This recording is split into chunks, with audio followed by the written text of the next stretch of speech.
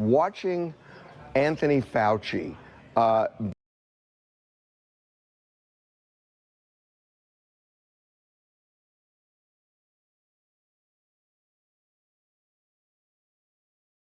room. Yeah, we come in at the club and we find you looking extra hot.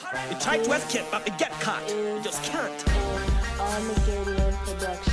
Yo, party rhymes, party signs. This girl is mine. Woo! And we're going to the bedroom. I need a man when I go lead a man stay. Big backyard and slicky motor okay. But I'm a no, if I loosely attire. Listen me research and keep you standard higher. Every woman need a man when I go lead a man stay. Big backyard and slicky motor okay. Rich man no, if I loosely attire. Listen me research and keep you standard higher. Say I when them the chant, love them not them Chris, you know. Head to a Tommy check I don't need I bless you know. Well some boy have X and a sex man back you know. Run them down you know. Double at them wrong you know. From the time a boy I come and flex like Jen you know. And not see them right and I'm matching at the town you know. Serious thing, me a chat me not go fret you know. Broke them out, no spend them can't fit you know. Tell go give the wine no like that chichi get a shock you know. Pop to the drum, stop the lesson and them track you know. Go I don't think give the friend them a proper fix you know. And when she like that, she have you on the khakis now. Naturally this thing we are Poland and hands you know. In case you never know, so the mighty get smashed you know. Make the man know, I will take all me see me officer. But when me see that, a man with Jefferson. She need a man when I go lead her stay. Big backyard and sneaky but okay. But rich man no I know if I loosely attire. Listen me research and keep you standard higher. If you woman need a man when I go lead them Australia. Big backyard and sneaky but okay. But I man no I know if I loosely attire. Listen me research and keep you standard higher. You're pretty black woman, tell me love your character. Good in a your blouse and good in a your skirt. Yeah. No man I wish but can't cross your border. Surely no man can't done no twist. Yeah. Right now we burn the man when I go take the dot of them. Big boot feed them, make we take out the breed of them. Rasta bring the vibe, we make the people love the dot of them. Yeah, I go dicky tricksy them when we sing again. Peace and love when we preaching at the club. Dance all night anytime when we come. Take a girl and spin around. Hey, booger man can't stick around. My girl, you better dance. Hello. So now, welcome to the channel. Now, I was supposed to do this live last night, but we had the blackout and I just rescheduled it. I was not going to cancel it. I've canceled like 2 already and it's a thing. Now, welcome to the channel. There is quite a bit. There's 3 main things I want to talk about today. Of course, the main topic here is SIFUNA'S Edwin, who has come out as the front runner of all the politicians who are going to be challenging Ruto for the presidential seat next year.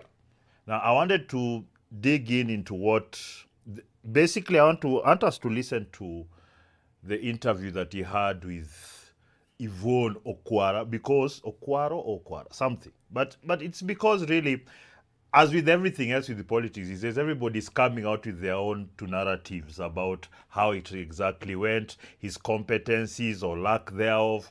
And I just thought sometimes it's just good to just watch something live, because a lot of the times what happens is that the meaning or the truth is lost in the translation of everybody's biases. And as far as I'm concerned, there are very, very, very many biases. And let's first, we're going to listen to a little something from Citizen TV there, that is Jeff Koinange and his partner there. We are going to listen to the report, then we'll jump in straight to the interview. Now, this report, and I'm going to also cover the issues about his house and whatnot, since we are petty like that. So what we are going to do first, we're going to listen into what Jeff and his colleague are going to say. Then we jump in to now listen to the man himself, and I'll give you, as usual, my very objective and often very right perspective, okay? Now you are paid. Sir. In Western. Now, the Linda Mwananchi movement received a rousing reception in Western as thousands lined the roads as Nairobi Senator Edwin Sifuna staged a homecoming parade in Bungoma County. The movement traversed the county where they were welcomed by frenzied supporters. The leaders called on the opposition to rally behind the Nairobi Senator's 2027 presidential bid, while urging the Nyanza region to lead the rest of Kenyans in backing his State House ambitions. That's right. Now, at the same time, they challenged the Independent Electoral and Boundaries Commission, IEBC, to deliver a free, fair and credible election, vowing to protect every vote. Let's begin our broadcast with our very own Melita Olatengas. This guy is so dramatic. Anyway, it's media. You gotta be dramatic. The second day of the Linda Mwananchi political tour in Western Kenya culminated in Bungoma County, where thousands of supporters thronged the poster grounds to welcome Nairobi Senator Edwin Sifuna and other opposition leaders. The leaders called on the entire opposition parties to unite behind Sifuna's presidential ambition, urging the Nyanza region to return favor for the Luya loyalty to ODM over the years. They described Sifuna as the opposition's strongest bet against President William Ruto. Washemeji wetu kutoka Nyanza, I'm calling upon you kama kijana ambaye alipigania Raila Trans Nzoia 2022. This time round, musimame na sisi. Ama namna gani? Ama hapa kuna kura ya Kasongo, pale kuna kura ya Kasongo, pale kuna kura ya Kasongo. Tumekuwa Kisumu na huyu babu, hakuna kura ya Kasongo, lakini kuna watu hapa Bungoma wanasema hapa ndio Kasongo atatoa kura. The leaders also hinted at the formation of a new political party. Okay, before they continue so much, because there's so much is happening here. There are two things I like and two things I don't like. The first thing I really don't like is when a tribe starts saying, oh, you know, we supported you, you now support our tribe. That the moment we start that, I am out. I will not be party to such kind of backwardness and this kind of tribal politics that has inserted in our system so many mediocre, stupid people. No. That one is first. That's just on the side. But yes, these people have to form a party, and it has to be led with Sifuna. Now, ODM people, ODM, you're going to, this party is on its death throes, as it were. Yes? This party was held together by Raila Odinga because, as it is, it was his party. There's no extra to say, CG. No. That was Raila's party. Oburu has negative charisma. He cannot really, get anyone to vote for him. And in fact, I've been looking at him lately. It looks like senility is creeping in fast. And that's, let's just be real about these things. And Oburu was never really the guy. He was overtaken by his younger brother, yes? If he was the guy, he would have naturally been the guy after Jaramogi and whatnot. But so Oburu is on the government side. So automatically, as it is right now, there's a very strange dynamic because Luos are ODM, yes, and they're in government. So there's that part of them that really is pro-government. And then there's the other people who, I don't know if they're in the majority or the minority. That's the thing, we don't do any kind of, we don't do any studies to see or any stats to see where people stand with things, just on about anything. If you're trying to find any data on what's happening in Kenya, you'll struggle. You'll just find some very skewed data from some organizations. But really, what in my opinion, the ODM faction in Luo Nyanza, they are going to lose. They might win the normal, there are people who stick with it and win the Luo vote and whatnot. I don't know if it's going to work for Kibra, because Kibra was Raila's main joint, but now since he's not there, it's not going to happen.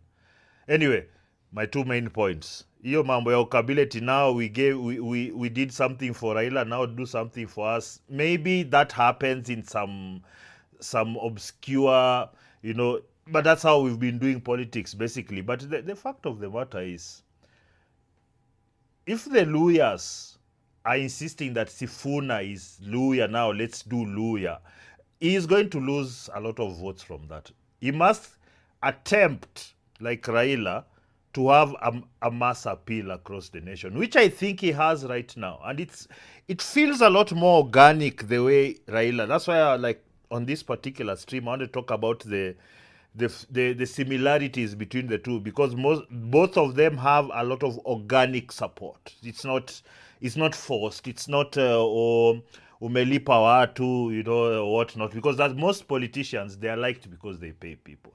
But the few, even I think somebody like Babu has that kind of organic support. So it is one of those things that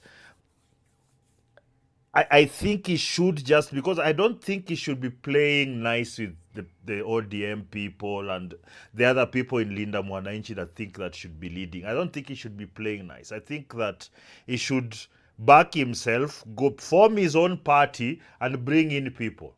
All right? Maybe he can pick his main guys to start with, and then everybody else now has to come through him, because that's how you get the power to run, and so that you don't have a lot of this stupidity that's going on. Everybody is challenging you or whatnot. Everybody says, oh, you need this. You've proven by yourself going to all these rallies that you can garner support by yourself. If you want to be president, you have to do that. You need to decouple from a lot of these people, the Gachagwas, the Matakaruas. Those are government operatives. You're all government operatives, but they've been there for 30, 40, 50 years. Those ones you need to get rid of. Personally, if Sifuna ties himself to Gachagua, I'm out. Right now, because of the research I've done on these politicians, he seems to be the cleanest, at least the one with the least issues. So if he's going to attach himself to a buffoon like Gachagua, and do you forget that Gachagua was with Ruto just now? He's just on this side now because Ruto kicked him out. He's not a good guy. He's not a good guy at all in terms of, I'm not saying they are all good guys. I'm saying in terms of this thing that you're trying to do. He is fighting for his own political survival. And he's trying to use all this Kasongo is bad. You are with him. You wore matching ties and you marched and you danced and whatnot. So if he needs to leave those Gashaguas and Matakaruas, Siji Maragua, Siji what, all those people. They need, if you've been in government for a very long time, in fact, because that's what you're insisting you want. You want something new. You need to make very drastic changes in the personnel that's going to government next time. So if Sifuna, in my opinion, wants to be the guy who leads that, he must show it immediately. Disengage. Leave Gachagua on his own. Just let him claim the power that he has on his own. We see if he really has the power. Arguing that ODM had abandoned its original ideals and no longer represented the aspirations of the opposition.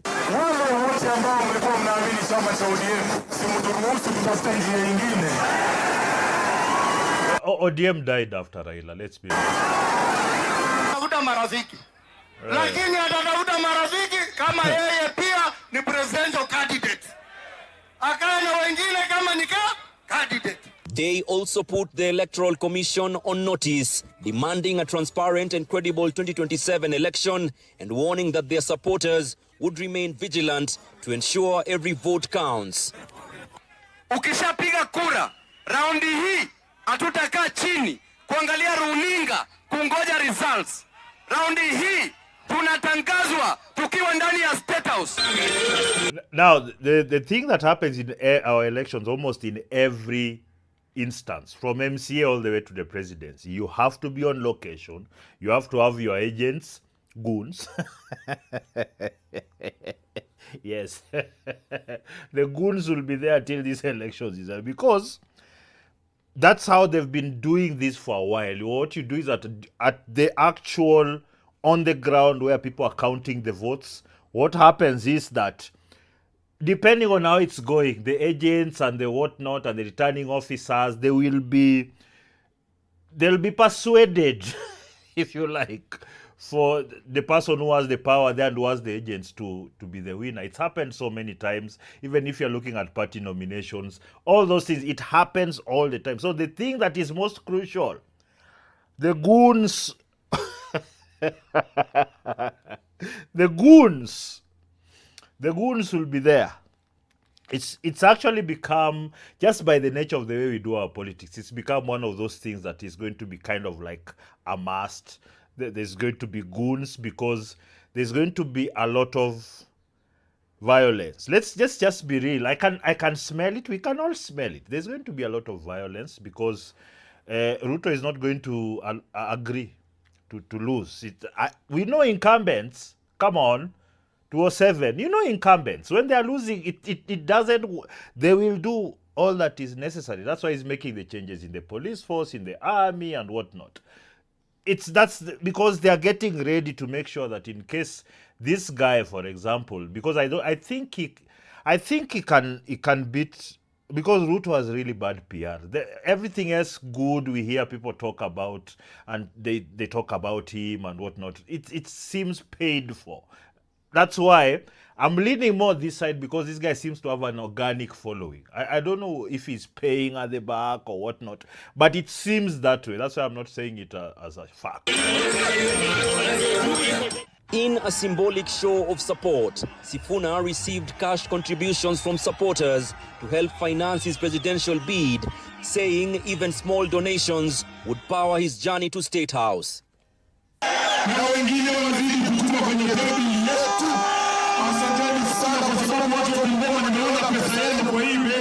Leaders earlier took their campaign trail to Kiminini, Kamukuywa, Kimilili and Chwele as they... Yeah, okay. So that one I thought, I thought that was a good PR move. Also that one of letting people bring, small mchangos. I think it's very important to have that, because it also kind of indicates, it will also help you measure your support, like how, because you'll receive a lot of this. So it will help you measure that. And at the same time, of course, it will supplement. It's money. Like, people can send you money, but they do need the big donors, the way we do politics. The businessmen, the other politicians who have a lot of money. That's why. But you can get through because, well, actually you can't. It's because this is how we do things. The goons on the ground, unless they offer services for free. I mean, you can start to have negotiations with the goons, but I say. But you see, if they do it for free, they expect something once you get in, right?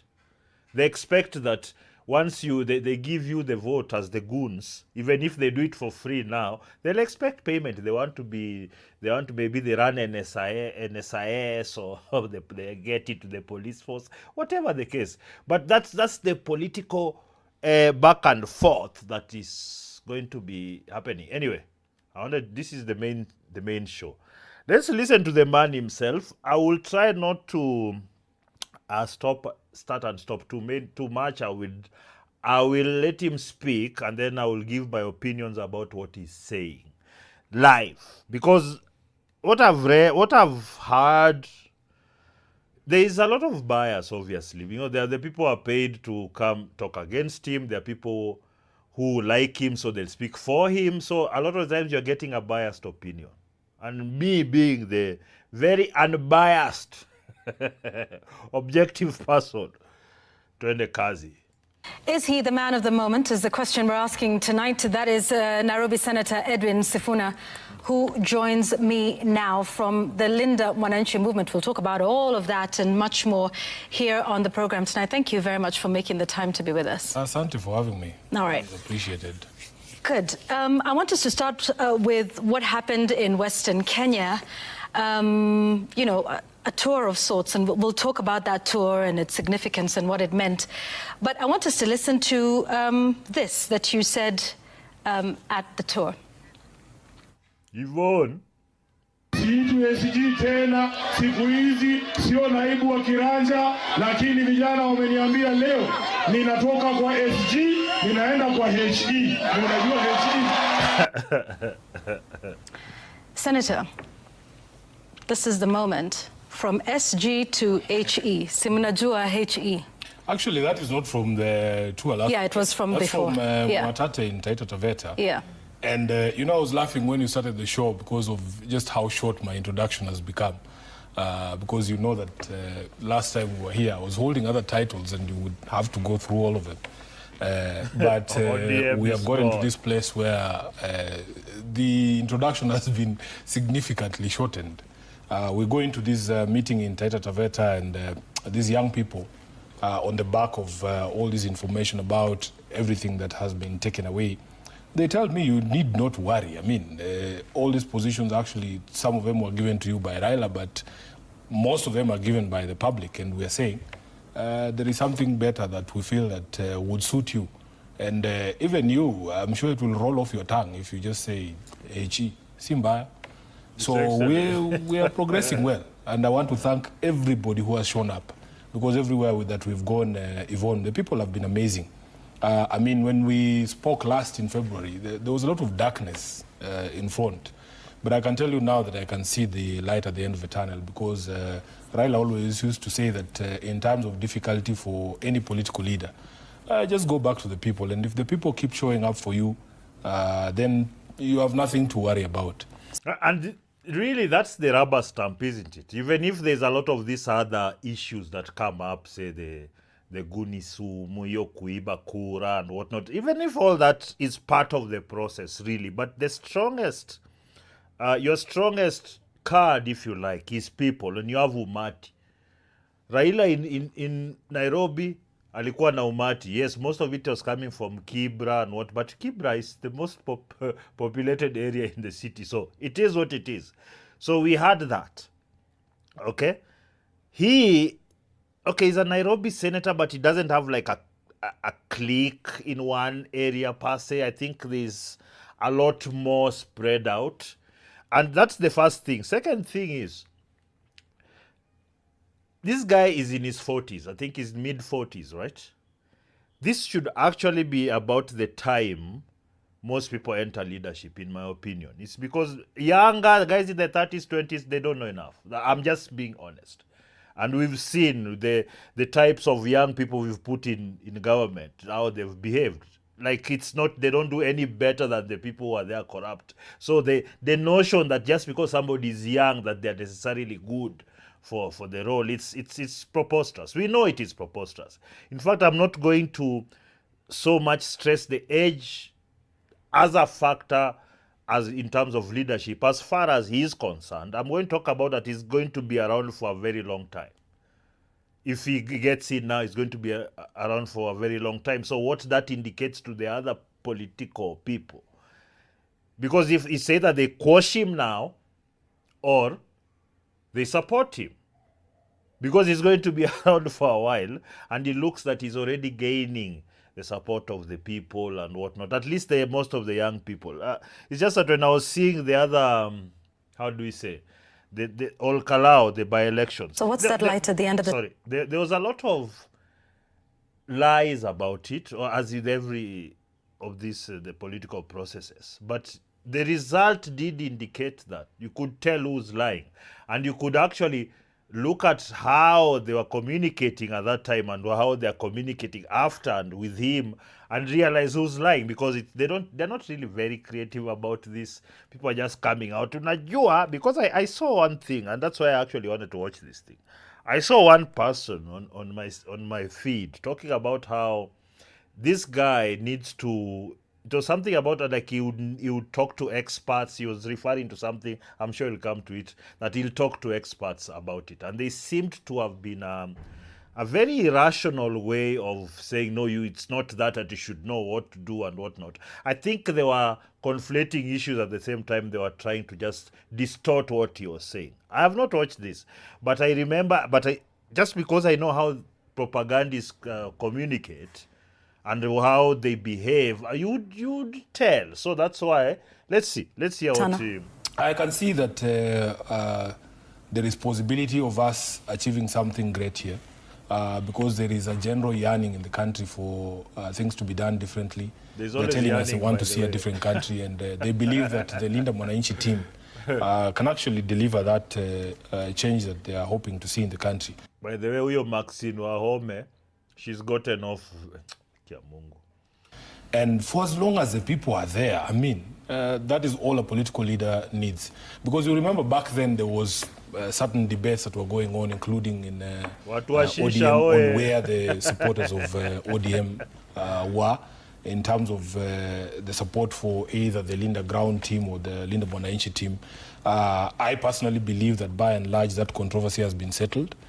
We now believe, and I've seen a few polls here and there showing that a vast majority of members of ODM are with us. And it's something that is very comforting because I have worked for those people, I've worked with those people for years as their SG.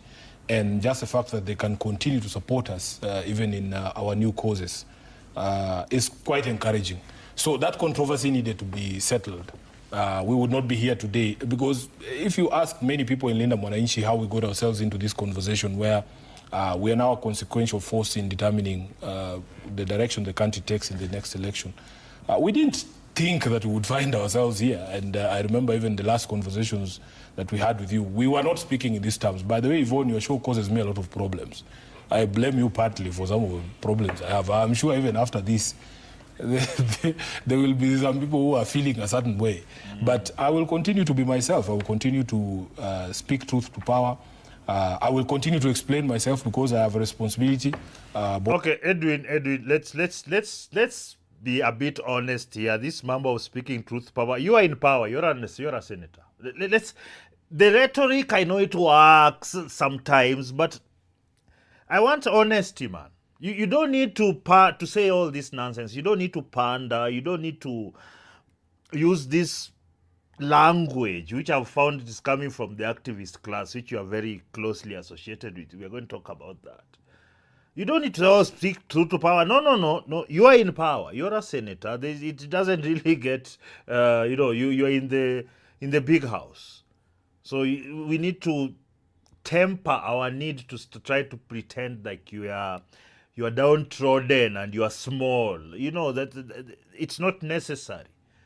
What you are going to do is that you are going to do your job. In fact, if you just talked about just doing your job as a senator, whatever is in the description of your job, if you just did that will be great. That is not speaking truth to power, as people like to say. That is just being accountable. You just do your job, with very little bias, if you like. Biases are always there, but do your job. And that's it. I just don't like narratives. I'm sorry. If it's him, it's anyone else, I'll say the same. So mambo ya truth to power, mzee, mko gava saa hii nyinyote.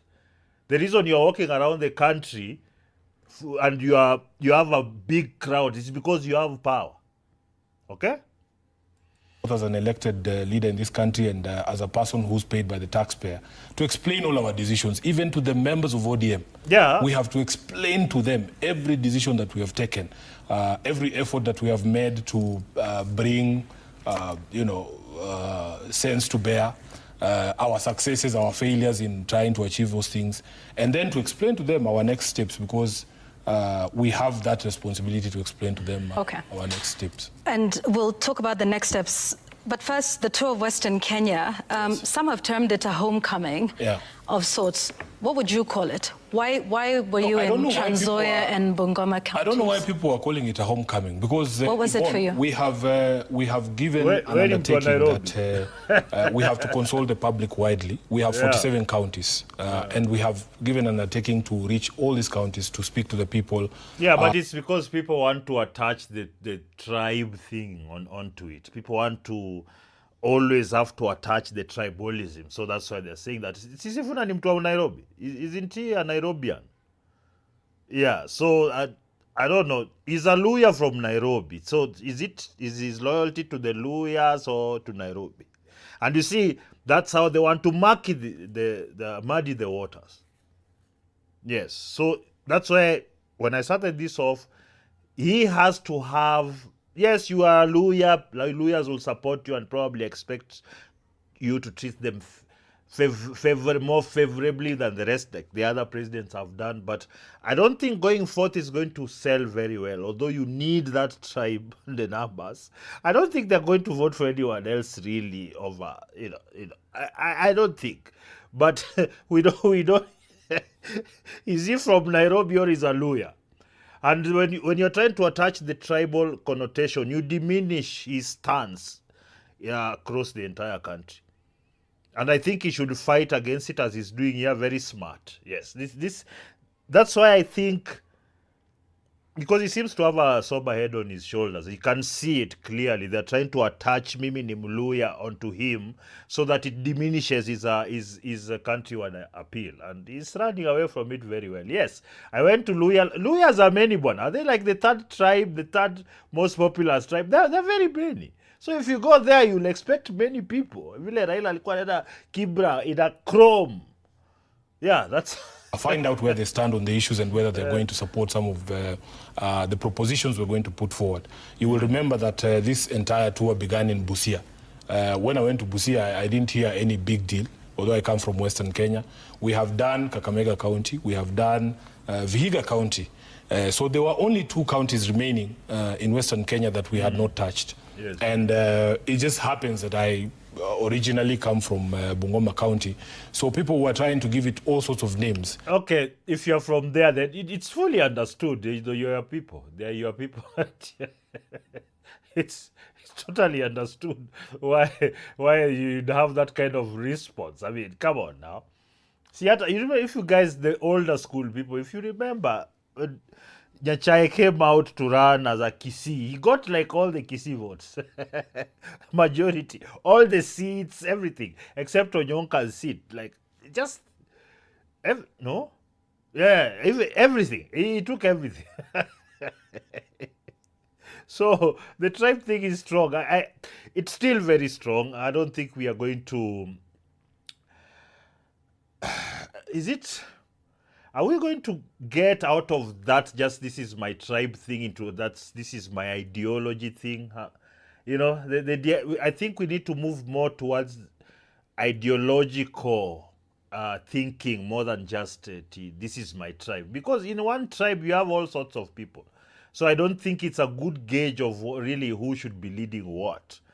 It's just like, we need to drift more into ideology. What do you believe in terms of economy, in terms of size of government, in terms of how things are run?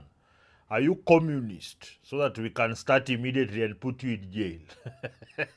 And I remember, because there are people who care deeply about my standing in society, and they're calling me, Sifuna, why are you calling it a homecoming? Your home is actually in Kenya.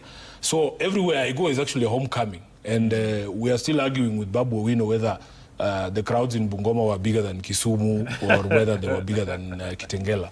But I think it was just something that the media tried to brand, because I originally hail from Bungoma. Of course, I'm elected here in Nairobi. He's well schooled. I think a homecoming for me would actually be here in the capital, because this is where I'm elected to serve. So it's one of the 47 counties, and we have to go to all these counties. I think we have done 16 counties now. There's quite a number to go. I think there's 31 left, and we will go to every corner of the country, because that is what is required to be able to ascertain whether we are a movement that is consequential, that we can actually produce viable candidates in 2022 in all the positions that are available for election. So trust that we will go to Turkana, we will go to Wajir, we will go to Mandera, we will go to Marsabit, we will go to Garissa. And because they are calling me Wakenya now, I can assure you that all of us will be homecomings for me as well. Yeah. So a homecoming for, you say you would consider a homecoming, Nairobi might be a homecoming? Like, that is the center of the country, it's the capital of the country, I'm elected here. I think that would be a homecoming. Okay. I suspect so. Listen, let's cut to the chase here with what happened in Western Kenya. But also it's because Nairobi is more cosmopolitan. It has everyone from all over literally everyone from all over the country, from all counties are represented here. So, it will be less injurious to the image that is a Luya leader, not a Kenyan leader. What you said, SG to HE. Edwin Sifuna, are you interested Are you considering running for President of the Republic of Kenya? I think the straight answer is that as Linda Mwananchi, we are very, very strongly considering the prospect of running a presidential candidate. This language, these politicians. Yes, we will be. I'll be running for president. That's what he should be saying right now. You know, by now everybody around him should know who's king, should know who has the most support. Him, then Babu running. I mean, it's a very simple mathematic. We can tell. Running mate is not so much the. Because it's usually about the top. The running mate is kind of supplementary, bringing something to the table. I think that Babu has a lot of clout in the ODM sphere, if you like. And the Luos, you can extract a lot of Luos from the Oburu side, yes? So you can look at it mathematically like that. And you see, it's not something that I wish that happens, but that's what it is. The tribal sentiments will play a big role in this. Okay? So, Mzee, how am I calling him? Mzee is younger than me. But we call all our leaders, say, Mheshimiwa Mzee. Edwin Sifuna. Yes, I know probably it's the communication, you're just waiting or something like that. But the sentiment, yes, we are running, we are talking about ourselves, we'll form a party. Because if you speak like this, it feels like you are still open to the idea that you'll go back to the older settings, the old DMs, dealing with like your burus and whatnot. I think that it's at this time that you should, because they've cut you off. They've taken things from you because you don't want to play ball, because you don't want to bend over for Oburu and the rest. Right now, you cut off and say, yes, we are forming, but we are still talking details. Don't say we are still, no. And that is something that I think is clear. It's coming from the people themselves. Yes. They are asking us because there's things that they see that we represent. And we've gotten ourselves here by largely listening to the people. There's a lot of work to be done, Yvonne. I have spoken to you about the tour of the 47 counties. It's not easy to run a presidential campaign. I mean, even just from a constitutional perspective, you need at least 25% in at least half of the counties. We have not even done 20 counties. We are begging and pleading with the public for some level of patience for us to be able to actually ascertain that the support is solid. You have had conversations that this is, somebody compared it to Moto ya Gazeti. We need to know, but you know the beauty is that they started calling it Moto ya Gazeti in February. We are now in August. 6 months for a fire burning. So it's not too bad of a fire, and we are hoping to see whether we can take it to all the other places. There's one thing that is splitting people, because I think people are intentionally trying not to understand the subject matter exactly how it is, and you're saying, yes, there are big rallies, there are a lot of people, he's receiving a lot of support, but that does not mean he'll win. I mean, Raila did this. What he's doing right now, Raila did it, and he did it bigger. Moi era, and during Kibaki until Uhuru. He's done it for longer. He's had more support from more people for a longer time. So it doesn't mean you'll win, and it doesn't mean that you don't have the support to win all the numbers. It's just understanding how the old bureaucracy works. The incumbents and the government, especially here, you realize that it's very difficult to beat them, because they have the state machinery, and they will cheat. They will steal the vote. They will change things in transit. They will refuse for people to see the actual count. They will do server manenos.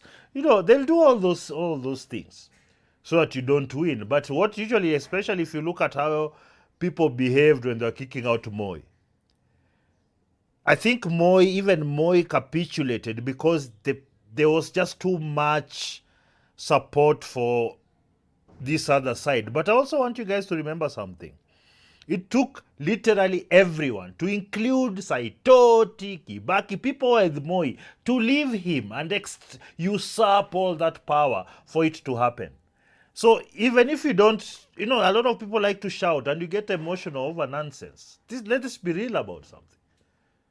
He can have all the support, but unless he puts in place other things, other measures Yes, that's why I'm telling you, goons will be a thing until the elections are done. Until he places all those other measures, puts all those things in place to protect the counting, to actually have their own counting, and also to make sure that the IBC, their systems actually work, the tests that have to be done before and whatnot, which we are a very strange country. People never even do those things. They do mock elections, but they don't show the transmission, how it works. They don't have the technical side. Every party doesn't bring their technical guy to make sure that those systems are impermeable or at least difficult to corrupt. They don't. We don't do that now, do we? So there's going to be a lot that is coming. That these people, they understand it. They're in there. They've seen it being done. So if somebody is popular, yes, you'll see it when they go somewhere. People are full there and everything. We know. Sometimes ninja, sometimes it's just people like you and whatnot. So you enjoy that. Hey, to a punch or whatever. We know what it is. That will bring like half the people. But if you have organic support, it helps. But just because you have numbers doesn't mean you'd win. It doesn't mean that you don't have the numbers to win. It doesn't mean that enough people won't vote for you. But you know what I'm saying. So all those other things have to be taken into consideration. He should be talking to police, getting his own allies in police, the army. That's how Raila did it. You have people in the security forces that actually are for you, and to make sure that at least if things are being done against you, they are there to make sure that they don't happen. So yeah, there's a certain yearning in the country for some level of freshness in the leadership of the country, a radical departure from the policies that we've seen William Ruto putting in place. There's a lot of... that radical departure, it must start with removing that Gachagua fellow from your side. It must start with that. There's no about... For me, as long as I see Gachagua there and I see Martha Karua there, those two especially, Lavu Mkisi, Maraga, Chief Justice. No, I don't want any. I have to be honest. There's some people that I have very little tolerance for, and I've seen how they do their politics. I see when they have power how they behave. You saw how, like, I don't know. I keep forgetting the Kisi guy's name. when you was given power, what did you see?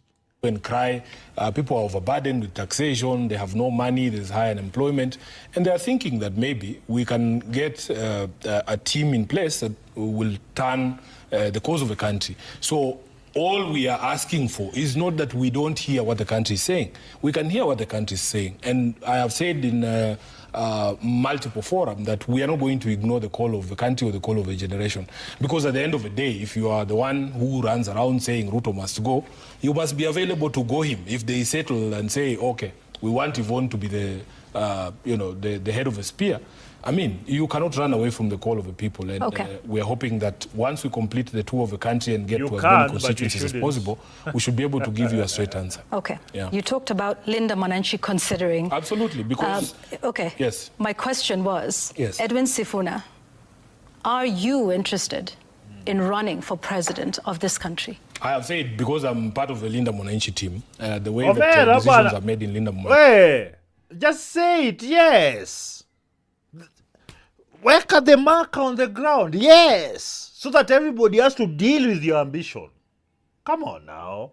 They are very collegiate, and I wouldn't just be able to do it if I was alone. In fact, Yvonne, I have gotten to this place where we are in this conversation because of all the support that we've gotten from young people, from those online, from the, the bunge la mwananchis all across. Boss, everybody can't be president. It's just one person. And everybody you've heard, they've said you should run. Everybody has said, and there's no ifs or buts right now, Edwin Sifuna. You just say yes. The same way people have already said it. I don't like indecisive people. I'm sorry. It's just a me thing. I don't like indecisive people, and I don't like this PR language that I'm tired of it. That's why I hate mainstream media, like following, because it's manipulative language. You understand? It's not straightforward. Millions of people have already said something. But what you're doing is that you're not being straightforward about. Come on now. Also places, we have even TikTokers, we have people on social media. They've been pushing this movement. And one of the things that we will not do is to make unilateral decisions. If those people, that's why you see me in every rally, I tell them, you guys are saying we should go and do this. Let that not be a day when I turn back and I don't find you there. So that decision has to be made together with the people so that it is... Okay, I understand he's saying that, yeah, you might say you're supporting me and whatnot, but when I put my foot forward, then you'll decimate. Maybe I get that, but that's, as far as I'm concerned, that's part of the risk. So you can't be indecisive because there's a risk people will turn against you. You are now at the eye of the storm. What are you going to do? You can't, this wishy-washy, oh, people will leave me. Then you're not the guy.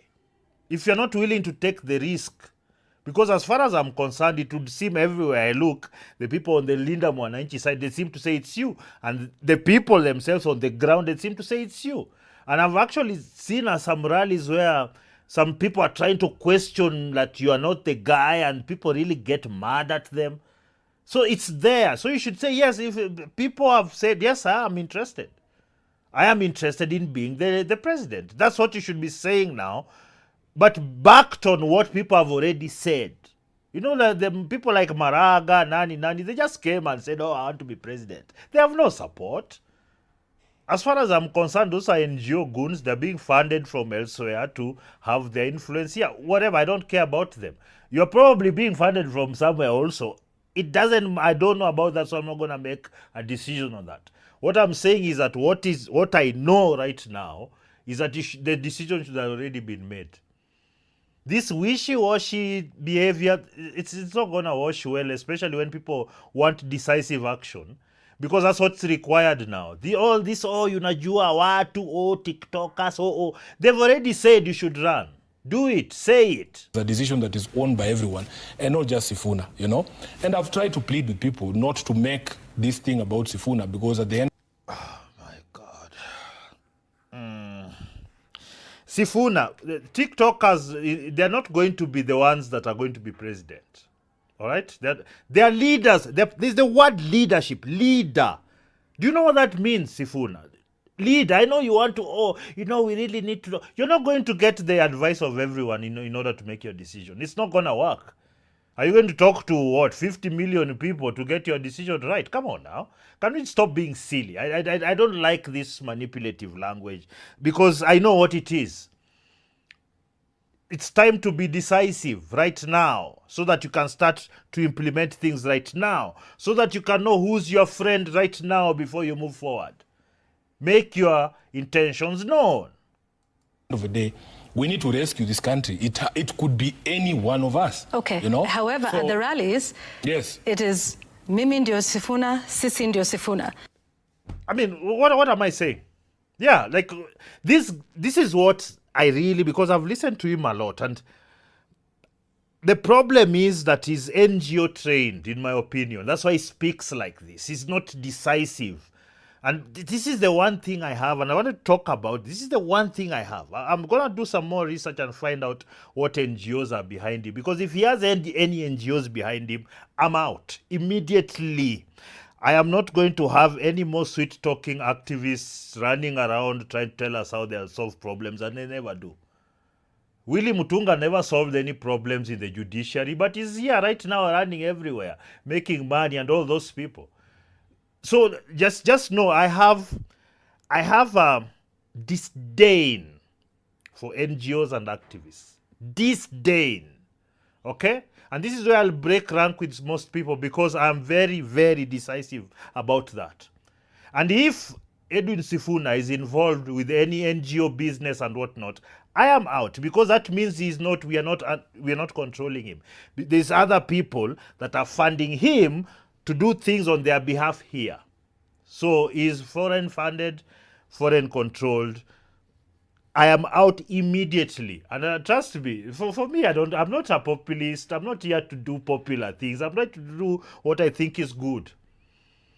And I know, and I've done my research, and I know, and I've dealt with NGOs for a very long time. I am not going to have a leader that's backed by NGOs. Absolutely not. You've heard me speak about these Gen Z protests. I've fireburned all of them because I know what they are. I know who funds them and for what purpose they are there. This process we are doing right now, the political process of trying to change the politicians and remove, this is the process. I don't want NGOs playing a part. I don't vote for NGOs. I don't vote for activists. I vote for politicians. They're the people that we give the power to do things. So all this other external pressure that's coming, if this guy has a strong leaning, I hope not. I like Sifuna. I like him, and I think he is sober, and I think he will do the right thing, because I have looked into his past. There isn't corruption mingi hakuna, at least that is open for me to see. Cases, things like that. Now, it could be well and good, but all that I'll wash away if he's foreign funded. If he's an NGO goon, I'm out. Yes, so by and large, even when it is a Linda Mwananchi rally, you are seen as the leader of it, the figurehead of it. I understand that, but I'm saying all those people who are calling themselves Sifunas can be president. There's no bigger Sifuna amongst all the Sifuna. Just shut up, dude. Just shut up, brother. It's not as it's just about you, brother, dude. Just shut up. Mimi ni Sifuna doesn't mean anyone can be president. Mimi ni Sifuna is about you, brother.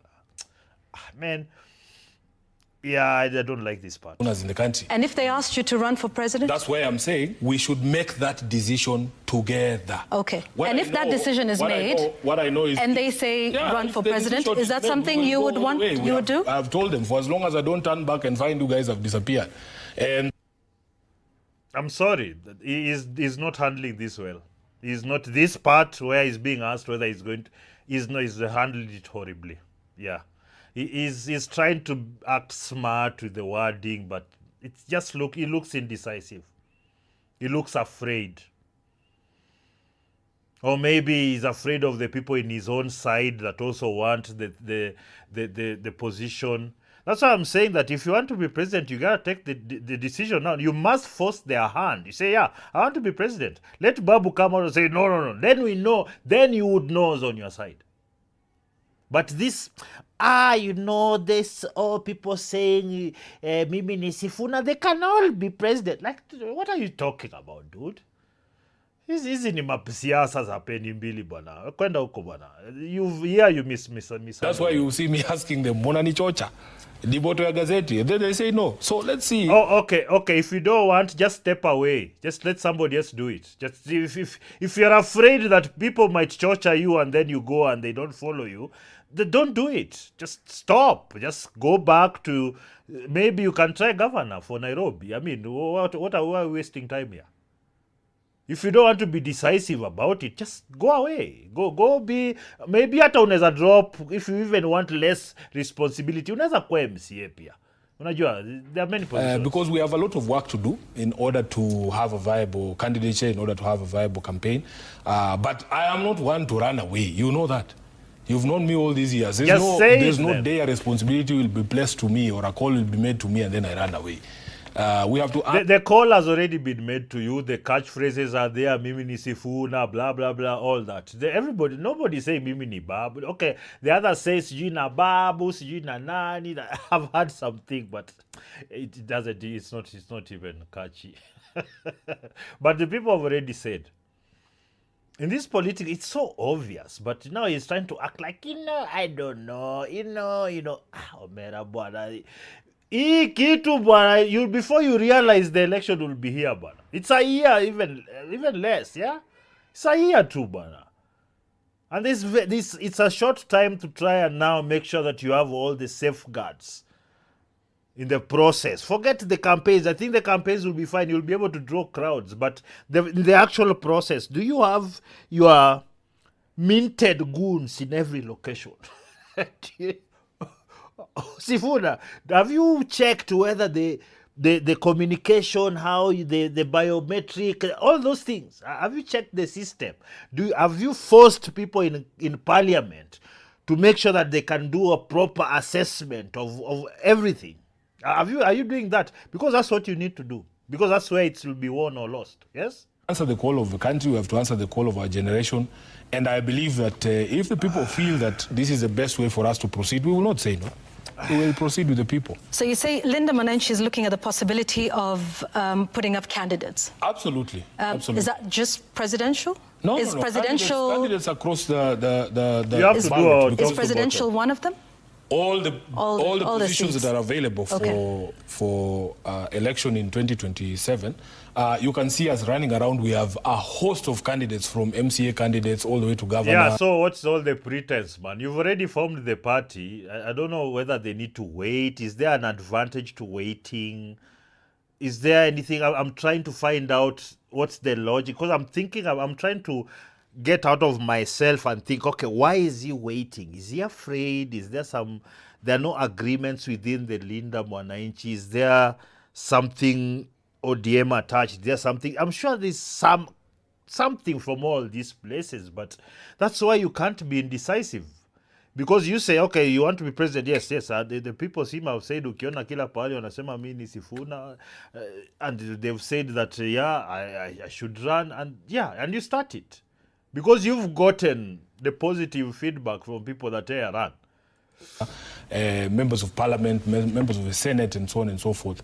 So our responsibility actually, and as we transition into August and the election period proper, is to get structures, is to get structured and organized so that everybody can know how to plug in. Because as it is right now, Linda Mwananchi still remains just a movement of the people, and people would want to know the sort of structure that it will take and how they can plug in if they wanted to be volunteers, if they wanted to donate, if they wanted to run, to vie, to be members, and so on and so forth. So I think that is the period that we're getting into, and you will see a lot of movement to other direction in the coming months. Yeah, so I'd like us to talk about that, Linda Mwananchi. Yeah. For now, it is a movement? Yep. Party? No, it's a movement. I mean, is there a future of it being a party? On what platform, for instance? Yeah, so you have seen that Linda Mwananchi has drawn its membership from across the political divide. Amongst the founder members of Linda Mwananchi are members of the Wiper Party. We have members from other political parties who have said that they identify with the movement. I really don't like this at some point, and we can feel the pressure from the public and from the aspirants as well, and everybody who's invested in Linda Mwananchi, to get organized, because it is clear, they say in Swahili, akufukuzae hakuambii toka. It is clear that those in the leadership of ODM now are done with us. Even as we speak today, I think there's a motion that is going to be brought to the Senate to effect further changes in the Senate to remove Senator Osotsi as the chair of the County Public Investments Committee. They're going to remove me from the County Public Accounts Committee. I've seen they're sending me to the Fisheries Committee, which they think is a punishment, but I actually need to learn about agriculture. And Okay.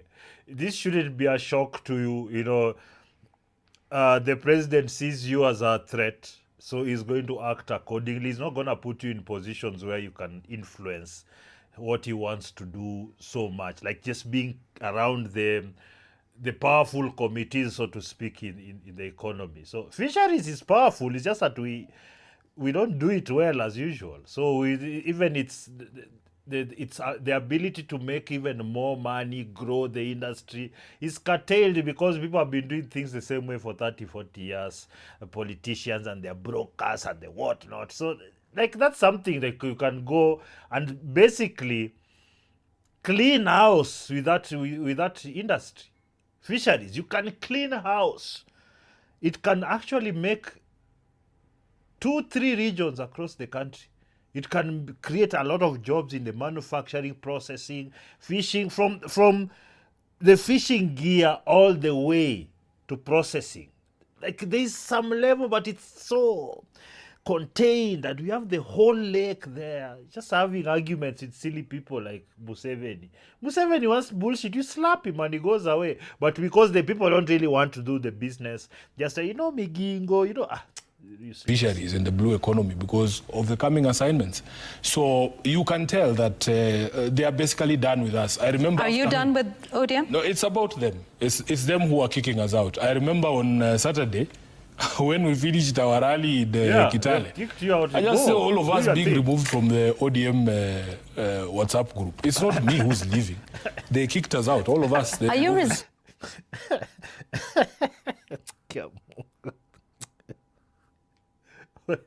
kicking people off our WhatsApp group?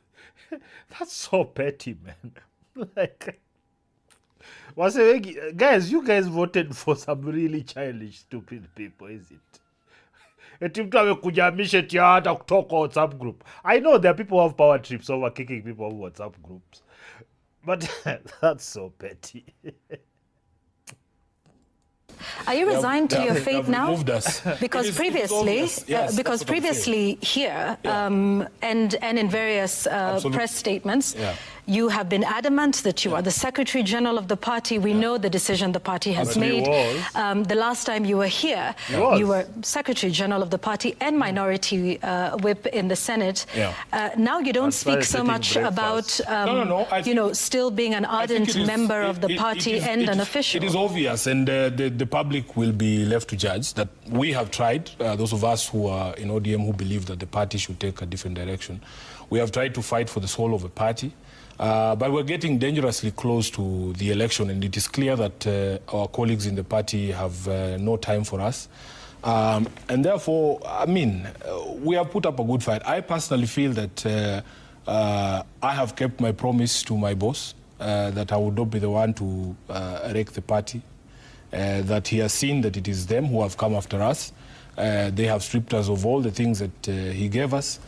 We have tried to put up a fight, Yvonne. I mean, we have really, really tried through persuasion and the other things to talk to everyone. And every time you had conversations and you thought that solutions were in the offing, directives would come from other quarters and a totally different direction would be taken. I had one of the leaders saying, it is true that decisions of or affecting the party are taken at State House because now the party is part of government. So I think members of ODM will be left to judge on who is right and who's wrong and who has, kept the promise to Mzee and who hasn't. But by and large, if the polls that we're seeing are anything to go by, I believe that members of ODM know what has transpired and the reasons for some of the decisions that we must take now. So you will not challenge your removal any further? No, I think we are getting into the election time proper, and the sort of belief, trust and expectation that has been put upon us in Linda Mwananchi does not allow us to keep mourning for too long. It's not necessary. And I think the only way they're going to allow people like him back is if they capitulate their demands. And people are not going to like that. The moment he does that, it will be over for him. He's in a good position. Maybe I'm just being a bit impatient, maybe. But even he has said that there's a very small window of opportunity right now to take advantage because it's 1 year. And you can see the president has gone on the charm offensive. He's going to smear this country with illicit money like you've never seen before. There's going to be more inflation. Because right now there is no circulation. It's because they're keeping all the money so they can fight the political game at the end of the day. I don't know if people know that. Right now, a lot of people, especially government, who've done jobs for government, tenders, they're not being paid. It's been like that for 2-3 years anyway, since the Ruto came in. So they are keeping all the money to fight this game to stay on.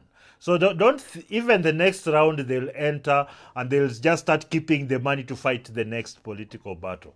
So it's just, let's talk about a guy like this, for example, because that's where I'm going to transition a bit later after we are done, to the people who are talking about his house. Actually, I just had issues with the colors, but I mean, what's wrong? We've lost.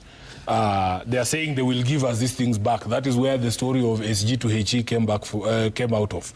And therefore, our responsibility is to get organized so that we don't let all these people down. Really, right now, we have to focus on the future. Okay. And the future of that, I know you say it's a collegiate decision. But even when you take a look at recent opinion polls that have been put up in the country, the question does come up, and those who are surveyed are asked about their preferred presidential candidate. Your name comes up. And your polling and your polling numbers have continued to rise. Yeah. Now, the thing is, I did that on the last stream. I did look at the poll numbers, and Ruto is still ahead, primarily because he's incumbent, and the opposition, so to speak, has not consolidated, and they're not been decisive about who is who. Because now they can just put Sifuna. The surveys, they could do that. I'm sure they've done it. Infotrack, all these people. Sifuna versus Ruto, because I'm sure the people who are supporting Sifuna, some of that professional class. Have you done the surveys to make sure that you can tell him, okay, now go? When we look at the surveys everywhere across the country, blah blah, we see that you can beat the person, so that the noise stops. I don't think Babu has that wider of an appeal to be president, primarily because he also has the DJ monkey on his back, which I don't think he's going to outlive, because that's the one thing that's always going to be there. It's just going to be there, just like a stink you can't get rid of, you know. That's why personally I have a big issue with Babu, because of that particular incident, because it shows extreme lack of impulse control. Well, I hear he's changed after. I'm sure when you do something like that, changes you. I don't know if it's the only time he did it, because he did it so casually. Maybe it's the pombe, maybe it's the arrogance, whatever. But that's why I wouldn't totally trust him with opposition. Obviously, Sifuna is a much more balanced person, in my view. But Babu has his clique, and he can draw crowds. And you know, Kenyans, we don't care even if somebody put a nini on in somebody's neck in front of the camera. We don't care. I still have issues with that, by the way. We are seeing it right there, but it's because everybody's dirty, right? Everybody's corrupt, so we are like, oh, this is less corrupt, this is less stinky. Let's just take that one, ikamwage ka perfume hivi kasinuke sana. You know, I wish the standards were higher, but I'm not going to talk about analyze it through how I wish it was, how the nice, flowery, we need utopia. No, I'm just going to talk to you through the prism of what's going on right now. But Mimi, let me tell you something. I liked Babu because I liked the charisma. I like what he was doing during the COVID era. You know, he was doing that. It was PR mostly, but whatever. But that's, every time I look at that video, I'm like, hey, huyu msee akili yake anaweza snap anytime na haribu kitu kubwa. So as long as he's behind him and others, then he can be controlled somewhat, I think. Or he can ingia kama kashagu anze. What does that tell you about, based on the surveys, what people want from you? It says that I need to keep pushing, because the highest I've seen, I think, is 15%, which doesn't get anyone elected president. Why don't you allow me to go to and fetch the votes from Wajir and Mandera and Samburu and the other places? And when I see my numbers near 50% plus one, then maybe you can ask me that question. And Yvonne, if I was going to run for president, do you really think I would announce it at night on a show like this? That is something that you do in broad daylight. You know where we come from. What's wrong with a show like that? So he wants to do... He wants to do like I'm coming out part. It's bigger. It will have more media. Okay, maybe that makes sense. Okay, so you said that you would. Okay. He was driving me insane with his indecisiveness. So, okay. So if you guys want to plan it so that it's a big announcement, so you can actually gain more political mileage, Okay, fine. Like this. No, there's nothing. It's at night, surely.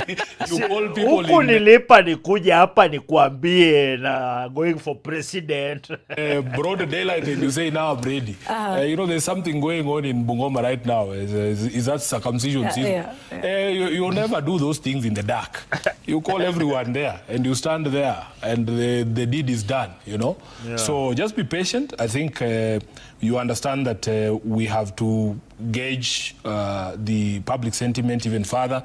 We have to put in place certain things. I am very happy, like the sort of support that has come our way. It's just been humbling, Yvonne, you know? Like even when they throw jibes at us and say, oh, you people have no money, you go to a market like Kiminini and there's an old woman there who's giving you an old 50 shilling note. You can tell that 50 shilling note has done the rounds in that market. And especially knowing like the sort of economic situation that people are in, just what it takes to make even a sale at Kiminini market, for somebody to stand up and give you 50 shillings and say, we will finance your campaign, it's been quite amazing. We have seen a lot of support on the pay bill, people just sending us 10 shillings. Do you know how many 10 shillings you need to get 6.5 million shillings in 3 days? It's not a joke. So I want to take this opportunity to just appreciate Kenyans demonstrating that this thing can be done. It doesn't matter what sort of handicap people think that you have. It is possible for a people-driven campaign to actually succeed. And we are hoping that we will not let them down. And I'm telling you this, people-driven, by people-driven, usually it means you have a lot more of the support is coming from the grassroots, if you like. And people don't like him, but when Donald Trump was coming in, he went to the Republican Party and took over the grassroots.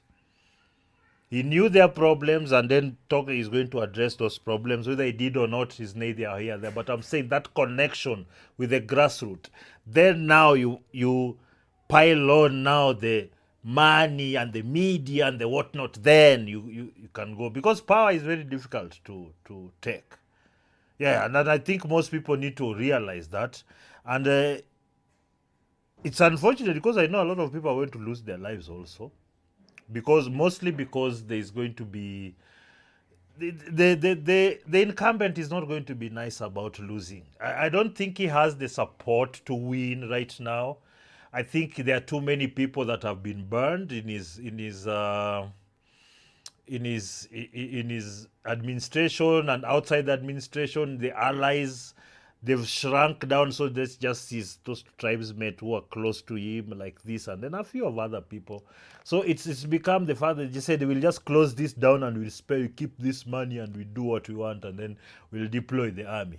That's what they'll do. And that is why we continue to request that you allow us to do everything that is required to make sure that when we make that pronouncement, it is something that is actually going to hold water. Yeah. Okay. Okay. It's okay. All right. Okay. Fine. I just want to get your thoughts a little further on this polling because the latest one from TIFA puts you at 15% popularity for a presidential race, and that's risen from 10%. Yeah. In contrast, persons like Kalonzo Musyoka of Wiper, who have been around a little longer than you have, going down to 13%. I think Matiang'i of just wait. Jubilee at about 14%. Others like Rigathi Gachagua at 7%. What are your thoughts about being pitted alongside these persons, including... This is the first. Let me just be honest about this. He needs to totally separate himself. The Matiang'is, that's what I was trying to remember. Matiang'i, remember when Matiang'i was given a little power? Anyway, it seems that's the MO. Matiang'i, Kalonzo Musyoka. How does Kalonzo have over 10% support? Nobody cares about what Kalonzo thinks. Come on now. Unless all the Kambas are for him, which I doubt. That Kamba vote has been split among several leaders. And you can raise... Sifuna can make a kingpin there outside of Kalonzo. In fact, that's what he should do, man. Kalonzo has just been there just like a snake at the behind. Not being decisive. He sees watermelon. Who's winning? There. I think that all this, the older the Musyokas, the Matakaruas, Matiangi, Maraga, all these people should be sidelined. That's my view. I don't think they have the clout, the sufficient clout. I think once you separate all those people, I think you can replace them with people who just get as much clout as they do. You know, if you're talking about Matiangi, any other person, any other Kisii politician can be picked. You can pick Richard Onyonka, but although you can pick him and you'll get automatically more. He's more charismatic, and he seems to be leaning more to Linda Mwananchi. You just make him kingpin of Kisii, and it's a wrap. You don't need Matiangi there. In fact, as far as I'm concerned, Matiangi shouldn't be anywhere close here. All these people, and I'm just shocked. Gachagua, Matakarua. I don't like. Why are these people around this thing? These are the old vampires that have refused to go away, brother. You need to kick them out. If you are going to do, let's say, a new thing, you want to start something new, you want to start a kind of revolution, something, how to deliver services. Can I tell you something? A lot of what politicians say they are going to deliver, even Ruto, if you look at his manifestos, they're very good. It's just about how they deliver. And that's why you have to look at what people have done before they've been politicians. And I think it's important to put people in leadership roles who've actually built things. They've been leaders of men who've led people to build things and sustain things. But that's a bit high level. I'm not going to put that on you Kenyans right now. Na hii corruption yenu. No, I know. You will not be able to. You will not be able to. But what I'm talking about is that that's the ideal. That's what we are looking at. You would want somebody who's actually built things, who's led people to do great things, to lead you. That's what we want. But what we have a lot these days is career politicians who've never done anything. And if they've done biasharas, it's because they are hiding money, they're washing money, they're stealing from tenders. It's not because they've built something great. That's the kind of mindset that we should be having around government, because what we have is people who just want to take resources because they've never really been in a position where they have to, manage scanty resources efficiently to build something. They've never been. Right now, when there's no money, to pigia UN, or do we call the US? They wanted the place at the Nini. No, so you close it and then you tell them they need to pay. They will do that, and they'll continue to manipulate the system so that they just get paid. They don't have to build any. They don't have to invest where you'll need time to build and then you start making profit. They're not going to do that. Anyway, I digress. Sitting President William Ruto, who's polling at 24%, where support has grown consistently but stagnated based on the TIFA poll. Yeah, but 24% for a president, that's like the British Prime Minister, right? Before that weasel-looking Keir Starmer. These people are so unpopular. 24% as a president. That means most of the people don't want you around.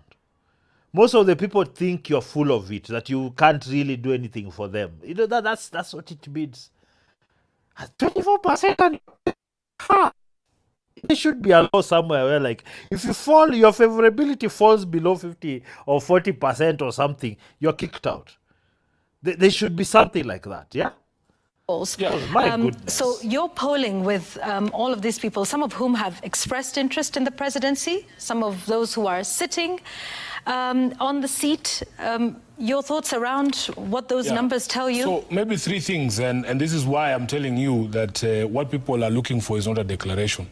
Because there's multiple people who have declared who are not showing up on those polls. So it tells you that Kenyans are not looking for a declaration.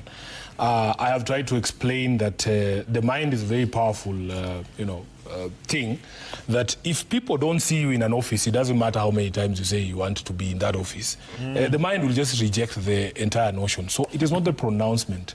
And people need to see you in that office. And how do they see you in that office? It is, how have we gotten ourselves into this conversation? What have you been doing the past 6 months or so when we were nowhere to showing up in the polls?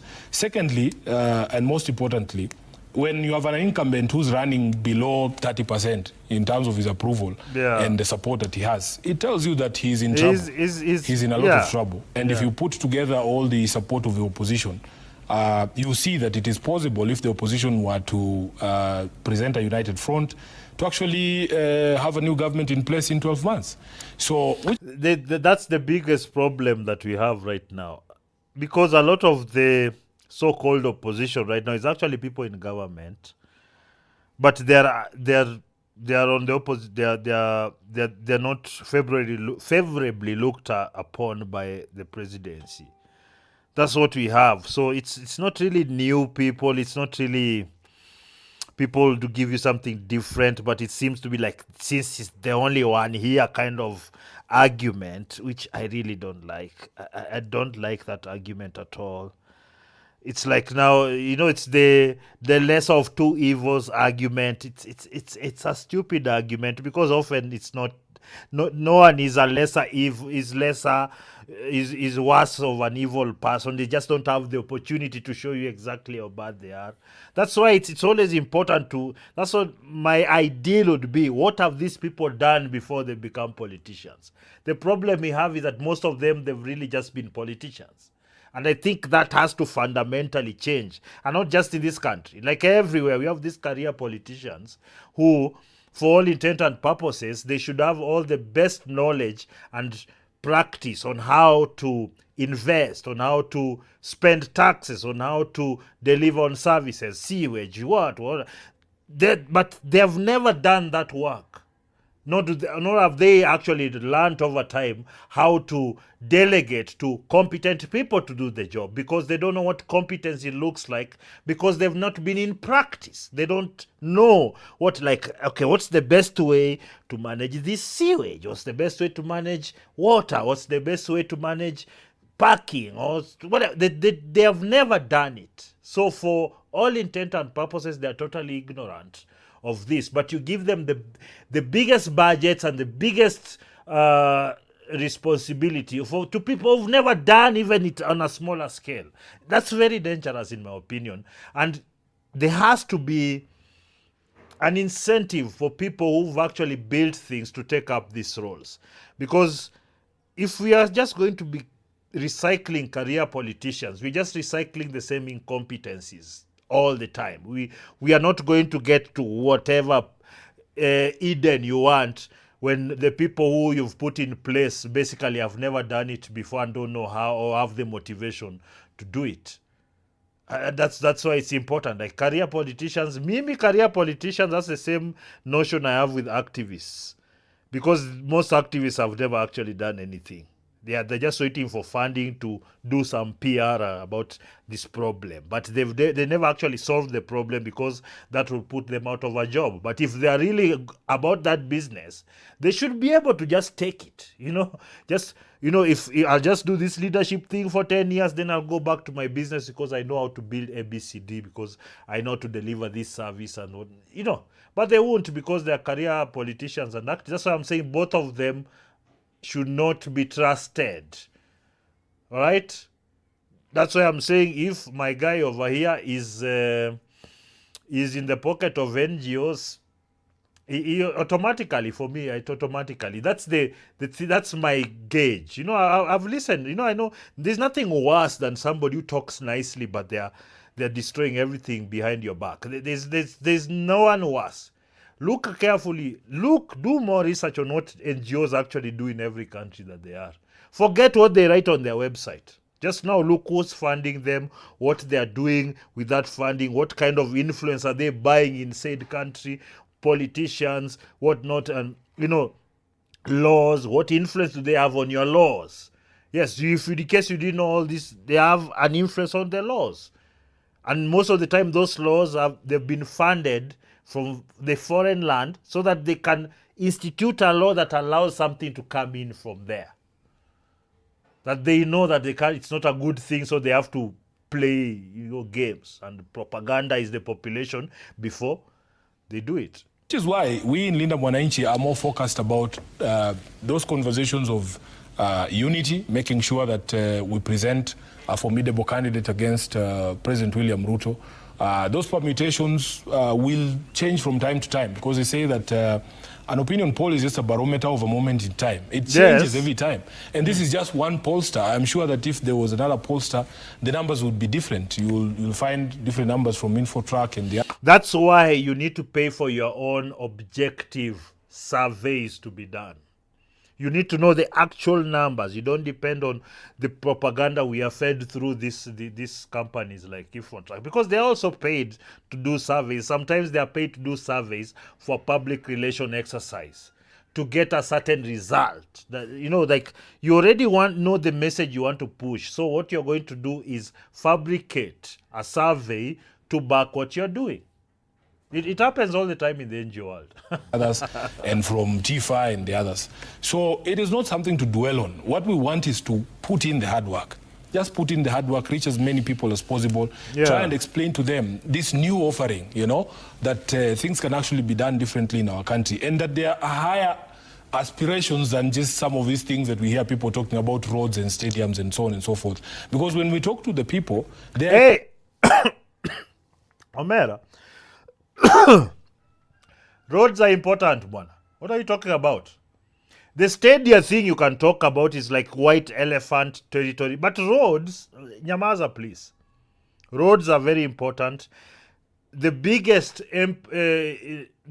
countries, the best countries, for the last 2,000, 3,000 years, they've been able to transport and communicate easier. Roads are very important. Don't bring that up. You just sound like a buffoon if you did that.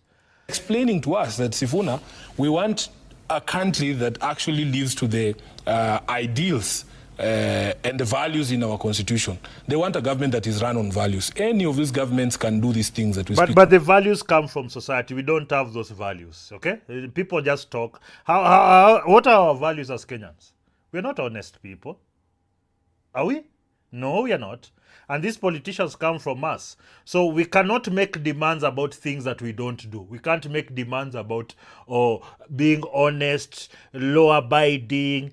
We are not. This is pipe dreams. Like yes, you expect leaders at least to embody that better than the majority of the population. But at the same time, those cultural practices and how you express them come from how the society behaves. If the society is willing to be so easily corrupted, to take handouts from politicians for votes and all those things, if we are doing business among each other, we are tunagongana mbaya, nobody's paying anyone, nobody's delivering on what they said. So we have that as a cultural problem. So Sifuna, you can't tell us that the people are telling you that they just want an honest government and the people are not honest. How do you extract that? You can't. But I guess they expect the leaders to be better than them, I guess. But at the same time, when you're being pushed literally by the same masses to do certain things, and maybe those things are not fake. When we had the Gen Z protests, as I keep saying, those are just for NGOs to make money and activists. You're not changing the government. The only way you're going to change the government is what is happening. The political process, voting. And you could say those are pressure groups, but no, there's actually a lot of coups are done that way. They are done through activism, through protests and things like that. I don't want coups over here. Let's bite the bullet for the mistake that you made. Because I didn't vote for Ruto. In fact, I absconded it because I didn't even want Raila.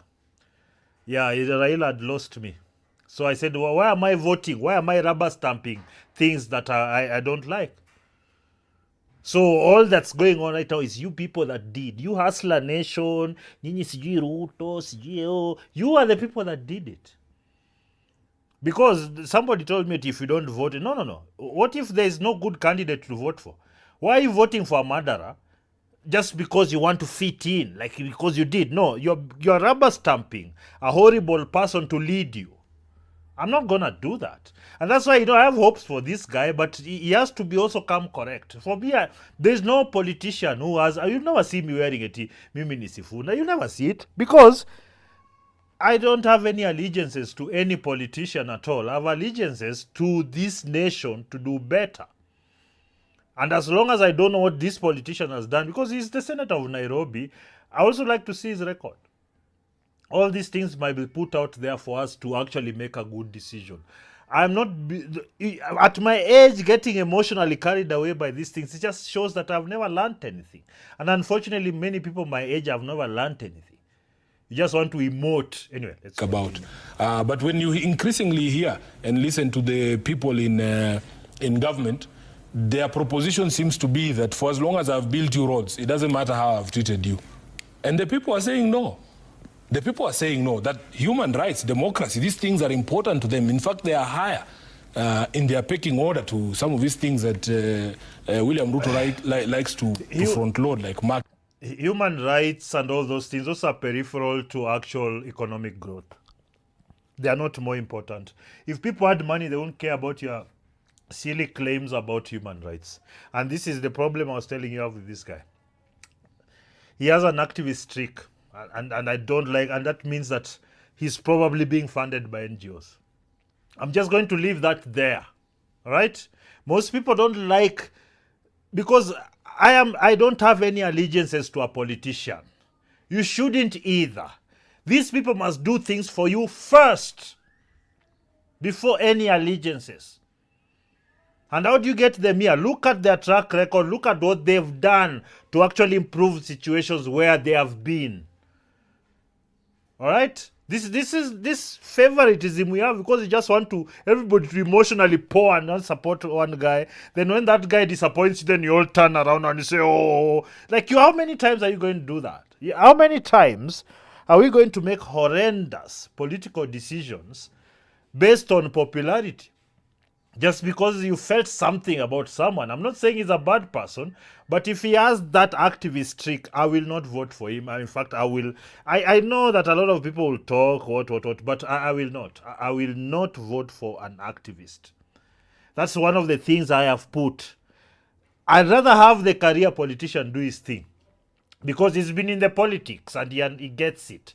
But now you have this activist who's a politician wannabe, who just using your suffering and the issues you have to try and get what they want. When they get in there, remember Chief Justice, anaingia hapa anatuvalia hearing, oh, it's so cool. Kumbe is just a foreign funded activist. He changed a lot of laws to allow a lot of these foreign cultural practices we don't like here. People had to fight him to kick out of a lot of that Western activist stuff, out of that woke stuff from our constitution. But they still left some of the artifacts in there and they're going to disturb us. So some of you just don't see the 360. That's why I'm hoping this guy is not NGO funded. I am hoping, Sifuna, that you are not an activist who's been funded by NGOs from foreign. I hope so. So that this fucking nonsense, oh, human rights is more important than infrastructure. Dude. No, it's not. Nobody cares. When we have everything running properly, when people have money, manufacturing is more important than your human rights. They have said it. If you're going to tell me, do you want jobs paying, then you can also create your own products and reduce dependency on other countries. And maybe you don't get to just assemble anytime you want. You have to go through a 3-month process to get to protest. I'll be down. And I've roads. said it. So we have to put in the work. I have said here on this show that nobody thinks, or in Linda Mwananchi, nobody thinks that it's going to be easy. We have to put in the work. We have to persuade people. Tomorrow we have a meeting with a team of our experts who is going to start preparing a platform because Kenyans are increasingly saying, Sifuna, we all are on the same page that Ruto needs to go. And these are the reasons why we are saying he must go. These are the things he did to get us here. What sort of country do we wake up to after we've kicked him out? Because Yvonne, the sense of unease and impatience that I feel, especially amongst the young people. Even if we were to succeed to gain power in this country, we are not going to have the luxury of time. People want to see immediate changes. You've had the story there of... But that's impossible. There's nothing like immediate changes. And you see, this is when we have to move out of the realm of the stupidity of wanting things to be done overnight. And this is the stupidity we had with the Hustler Nation and the current Gen Zs who voted for Ruto, wanting things overnight, quickly, thinking because he sold you this narrative and you bought it, when we were telling you it's not how it works. You can't change overnight. You can't. Especially after all the nonsense we've done over the decades, all the corruption and the incompetence that we've infused almost in all aspects of our lives, from government to corporates. We don't have competent people running things. So hii mambo ya say, you want change immediately. You're not going to deliver that, Sifuna. If you think you're going to do that, then I know you're a con artist. You know that you don't know exactly how to do anything. I'm not meaning, it doesn't mean that it will take forever. No, it won't. It will take as long as you are able to change the culture and able to change your education system and also to bring up your manufacturing. All these things have to be done. Maybe you give yourself 5 to 10 years. That can be done with the modern information and technology and whatnot. It can be done in 10 years where you have manufacturing everywhere and it's just like economic activity just ramping up. You can do that and you can manage and efficiently the taxes that are in the trillions. Okay? If you're able to do that and just invest and also, tax breaks for who's creating jobs and whatnot, there's many things that have been done elsewhere. They've worked. All right? So this is not rocket science, okay? This is not rocket science. Let no politician, let no one also talk too much nonsense in your head about how you're going to just change your society immediately just because you changed the leader. No, you can't. You can make it worse. Destroying is easier. Breaking down things, it's much easier than building. Trust me. Anybody who's ever built anything, they'll tell you it's much, much harder to build than to destroy. And you people now think that you can just build overnight. You don't even have the culture to do that.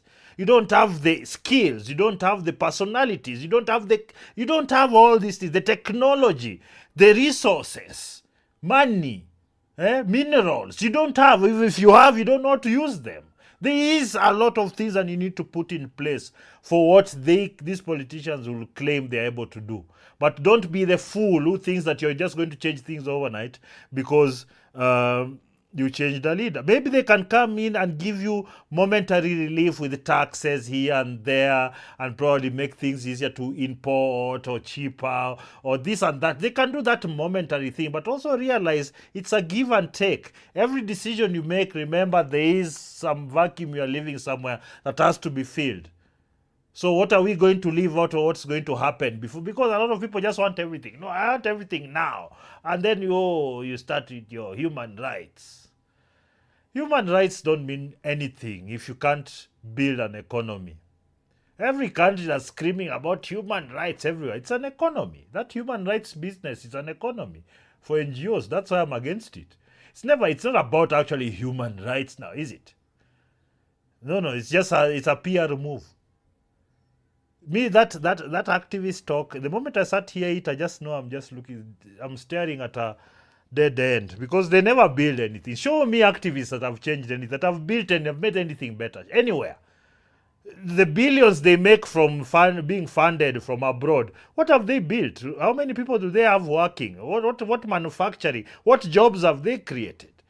I don't like the words are good. Oh, the words are good. The words are good. You'll feel nice about how you've been told how, you are the future and you are the ones to change the world. You'll be told all those are words.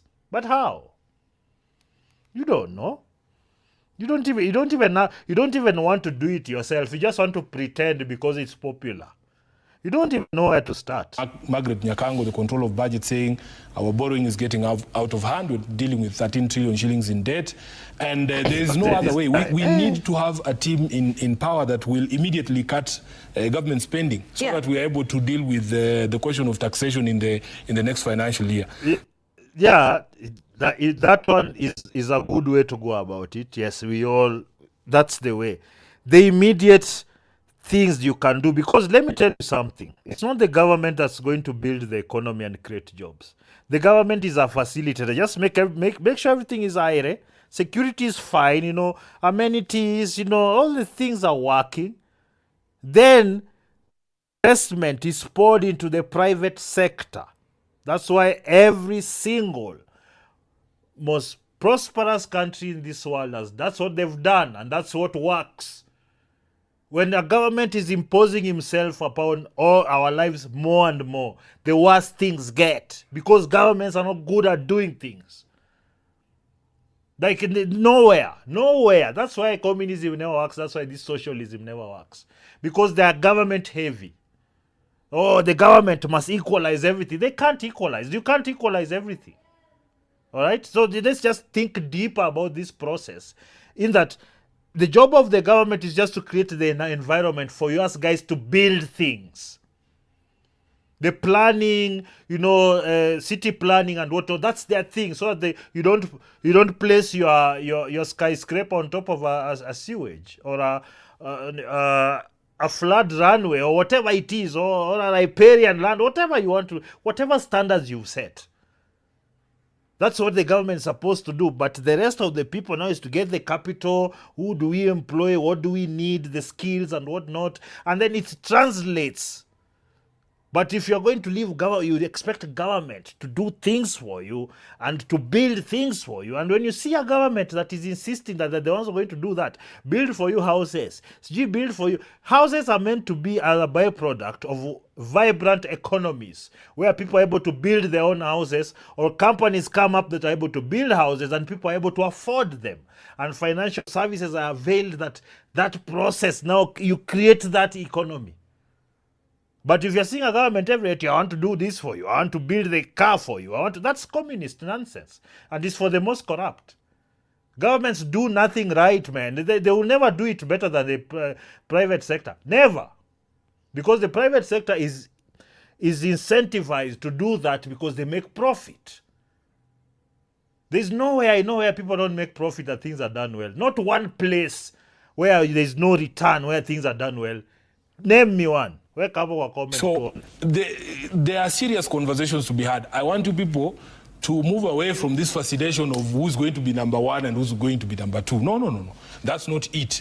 We want to be able to tell you that this is the country you will wake up to on the 11th of August in 2027. So let's talk about that, because there's some who say, the slogan, Ruto must go, yes, which is your slogan. So Ruto must go, then what? Yes. What's your plan? First of all, why must he go, in your view? Correct. And then what? What is your plan? Because people are saying, okay, a slogan is one thing, yes, but what plan do you have for this country? Yeah, so we have a history as a country, Yvonne, and I've tried to tell this story 100 times. There is a life we used to live. Then we decided that this life has to stop. And I will take you back to 2002, which was the first time that some of us were voting. When we were kicking out Moi, why were we saying Moi must go? Why were we saying the Kanu State has to go? It's not because Moi did not build stadiums. Moi built 2 stadiums. Moi is the one who built Kasarani. Moi is the one who built Nyayo Stadium. The Japanese did that. And in fact, after that, no other person has ever built. I think this Talanta is going to be the next one. But there is a life we used to live that was unacceptable to us. And especially as measured against the 6 essential values that I keep speaking about that are highlighted in the preamble of the Constitution. Number 1 is human rights, democracy, the rule of law, social... You see, I'm going to repeat that. The Constitution. Number 1 is human rights, democracy, the rule of law, social justice, equity, equality. All of those things mean something to Kenyans. That I told you guys, this guy has basically given the woke handout, the leftist, progressive, Western woke handouts about what they claim is important to us. Not the economy, not jobs, not investment, not, not that. It's social justice, or like it's all that. This is bullshit. Yeah, we're being sold a bag of nonsense. Yeah. This guy's disappointed me. Oh, it's just that bullshit. Social justice, not the economy. It's not the economy, you fool. It's not investments. It's social justice. What's wrong with you? Why is it called social justice? Why not just say justice? Because this is the activist handbook from the West. You've seen where they've been. Go look. Nothing good happens. Sifuna, umeniangusha. You've not said anything important, and I'm going to make this a strong point. I was saying I hope he's not an NGO goon, but clearly he's one. All his talking points are coming from NGOs. I want you to pick any NGO that's doing law, that's doing government, and what, just and then look at what. It's not about. I told you, these fools, the Mutungas, they inserted this nonsense, this acts, this Western woke nonsense. This is what this guy thinks is important, not jobs. Not factories, not industrialization. No. He thinks social justice is what is important. This guy is a fool. He's a fool. He's a fool like Ruto. He's a fool like Ruto. He might win, but now he's not the guy. I'm sorry, he's not the guy. This guy. Let me repeat what he said, and you tell me of all those things, what is going to improve your life? Is that going to put money in your pocket, food on your plate? All that he mentioned, I want you to hear, because my goodness. Number one is human rights, democracy, the rule of law, social justice. Rule of law we get, rule of law. But you guys don't want to follow the laws now, do you? When you do your protest, you don't follow the law, so you don't care about that. Social justice. Equality. Equity. Let me explain what that means. They want equal outcomes for people that they decide. There's nowhere where there'll ever be equal outcomes, because we have different motivations, abilities, and everything else, and our situations are different. This is that woke nonsense that I am vehemently against. Mtu anasema equity. This is that DEI stuff I keep telling. Diversity, equity, and inclusion. That is what, because here they don't talk so much about diversity because we are only black, so there's no so they would. But this equity business, and you see, the moment he mentioned it, I realized this guy has been taken to the school of the activists, the social justice NGO movements. So he's funded by foreigners. Nobody's going to convince me. All this that is going on right now is actually what went on in Ukraine, where they removed a democratically elected president using activism, but here it's not worked. That's why I was telling you, those Gen Z protests, I told you who's funding them, I told you why they were going on, and I told you why I was against them. But now he's telling us. I'm very disappointed in this guy. Yeah, I'm very disappointed. I hope he changes his mind. Sifuna, hiyo mambo yako ya social justice, equity, I know a lot of people hear the words and they feel nice. They don't know the shithole that you're taking them to. Show me a country that's pushing that Western, even the Western areas where you've got that stuff from. Show me. Which of those cities, which of those countries are actually working? They're actually being destroyed by that. It sounds nice, but in practice, it's not. You can't equalize things. You can give people the opportunity for everybody to chase, but you can't equalize. This guy is woke. Anna. All of those things mean something to Kenyans. That But they are not the most important. I expected you to talk about job creation. I expected you to talk about manufacturing. I talked about thinking about can we have our own inventions. I expected you to talk about actual practical things, not these stupid philosophical things that you've extracted from the NGO world. So fucking stupid. Have to be lived within a context of democratic ideals. So when you hear people saying, oh, you tell us how many roads you're going to build, it doesn't matter how many... you must tell people what you're going to do to improve their life through manufacturing, through creating jobs. How are you going to create jobs? Social justice is not going to create jobs. It's not even a real thing. It's nonsense. People you've killed as a government, Kenyans are increasingly telling us that these values of human rights and the right to life, that is the reason why people are saying we are not going to be attracted by these shiny things.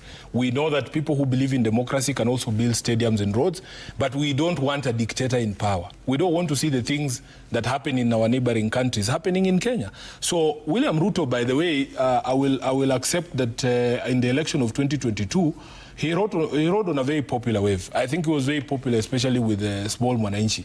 Then you have to... Yeah, see, the Hustler Nation. That's why I don't listen to people telling me about now I must follow this guy. It's the same people.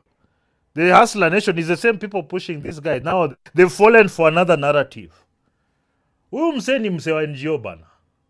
Hizo ma social justice anasema hizo ni vitu za ma NGO bana. Hizo vitu haziwezi tusaidia hapa. Kama umeishi pahali popote, hizi vitu zinafanywa, hakuna kitu. I'm so disappointed. Ask him, how did he lose all of that support? What are the things that he did? First of all, you get in and power gets to your head and you become very obstinate, that you refuse to listen to the people. There is a value under Article 10 which talks about public participation. We are servants of the people, Yvonne. You have to listen to the people. If the people tell you that they don't want something, you don't force it upon them just because you are in power. That is part of the problem. And all these problems began. I remember in 2023, when Raila was still around and we were running around doing our maandamano with the sufurias on the head. We started by having a conversation at Jivanji Gardens, and we told the government that these are the things we feel you need to address. First of all, the cost of living was going way beyond the means of or the capacity of many Kenyans. And you need to listen so that you are able to make interventions to be able to assuage the suffering of the population. What were we met with? Instead of listening to us, we were met with tear gas and bullets in the streets, and we lost a lot of lives back then. Then comes the taxation. I mean, we have been in this space where the few of us who are on pay slips have been taxed to the bone, you know? And you people can tell that even the purchasing power of Kenyans has gone down because of the high tax. That's all true. That's all true. And what are these taxes going to? He'll tell you about the housing levy. And I asked him, honestly, President William Ruto, he claims he's trying to eliminate slums.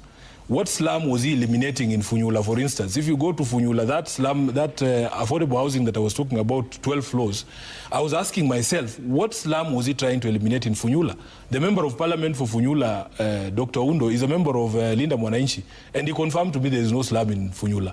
The priorities of the people in the area mean something. And you have to listen to them. If you spoke to the people of Busia, they would rather that concrete and steel was used in expanding the Busia hospital, doing schools and other things, because that is their priority.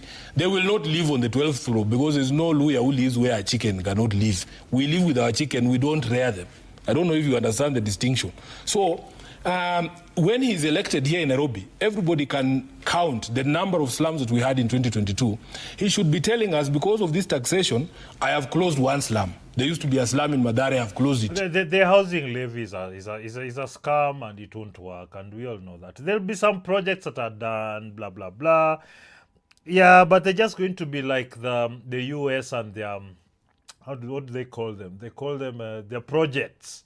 The ghettos, yeah, that's basically what you're building. Any government housing, most of it just ends up just being that. What this government should be doing is making it possible for private contractors to build. Yeah, mostly local. Okay, fine, local, but also pick from the cream, because the local the local construction industry, the locals especially, are very incompetent, and they'll build bad houses for you. And you'll invest hundreds of millions there, and because you're a fool also, you'll hire some buffoon. So that's why the Chinese are also building our houses, because at least they know how. We had so much trouble. Now the top guy who's just some activist, piece of shit, woke NGO drone, the social justice and equity. What the fuck? Or even in Embakasi South in Mukuru kwa Njenga, there's a big construction there of affordable housing. If William Ruto was standing to tell the country that I closed the slum called Mukuru kwa Njenga, and those people who are living there are now in these high-rise buildings, then we would listen to him. So when he does all these things, and you get to a place where the people are telling, especially the elected leaders, that don't vote for this proposal, don't vote for this proposal. But you have the head of state, because he's in a position to influence how Parliament behaves, he stands up and says, I'm waiting to see which member of Parliament will vote against this thing. Yet the people are the ones who are supposed to be... the people vote for those parliamentarians to go represent them. We can't have 550 million people in Parliament. They've given them the permission. And if they voted for a thief who's going to be corrupted easily, that's the people's problem. They're the ones that did that. Isn't it the people that voted for these people, and they also took handouts from the same people? You know, like all this, that's why I like to do these things live, because I don't have any loyalties to any politician, as I keep saying. So that's why I can praise or not praise them depending on what I think is right. Okay? So when I hear this person regurgitate Western progressive NGO talking points, I would have put a big asterisk on Sifuna. In fact, now I probably, because I've not heard Babu say that, Babu has immediately surpassed him as the person I would like to see to run. Because he's the most likely to, he's the one who stands a chance to win. This guy, man, he's so sad. The bosses of the members of Parliament. And then 2024 happens, you know? And when it happens, all of those deaths in 2024 were actually avoidable, Yvonne. In my view, you in your view, you could just have not done the protests. You could not have just not taken the NGO money and done the protests to try and instigate something to put yourself. You see, this is what happened. They used those protests to raise their political profiles. Yeah, these people are as responsible as Ruto for what happened. Now you guys are going to get it. You're going to get it. This guy is not a good guy. Yeah, I've already seen his mask. His mask is off. Yeah, the protests of 2024 and all those things, those were NGO instigated protests. Okay?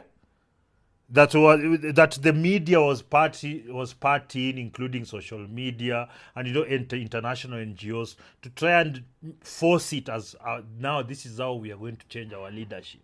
They tried. And it didn't. We saw in Parliament, people jumping in there and whatnot. That is when you see that. That's when you see that the country is falling apart. And I'm happy it was crushed. Yeah, because now, these people are insidious. Yeah, the people are coming to us with these nice words. These people have been paid for. Huyu msee aseme ukweli. Hiyo vitu zenye amemention hapa yamepewa platform to talk to us, and what he's talking about is social justice and Western woke identity politics, basically. It is social justice, equity. Instead of telling us we need to create jobs, it's the economy, stupid. Instead of telling us how we need to create jobs, he's telling us about this social justice, rule of law. Those are just... like, they're not real things. We change the law all the time. But money is the same. Being able to build something, being able to fend for your family, manufacturing and all that, that's the same. But now what he put as most important is why this guy has lost my support. They were very avoidable. All William Ruto needed to do was to listen to the people. And the most annoying thing is that he waits to waste all these lives in cold blood then he refuses to assent to the bill. I mean, surely. So he argues with us when we point out that things are not working. You see, even this thing called the university funding model, do you know how long William Ruto has argued with us that that thing is working? Even this share, he will come to accept, and even this housing levy, we are giving him time. When it comes to crunch time, he will accept, just like he has admitted that the university funding model is not working. He will come to admit that share is not working, that this housing thing is not working. You know. But all those things is because it's incompetent people running them. These things have been done other places and they work just fine. It's because we are doing it, it's incompetence. And then now the political back and forth makes sure that none of these things get to work well because you're all trying to cut each other's legs out at our expense. So even he can talk a good game all he wants, but I've already seen, nishaona huyu jamaa sahi.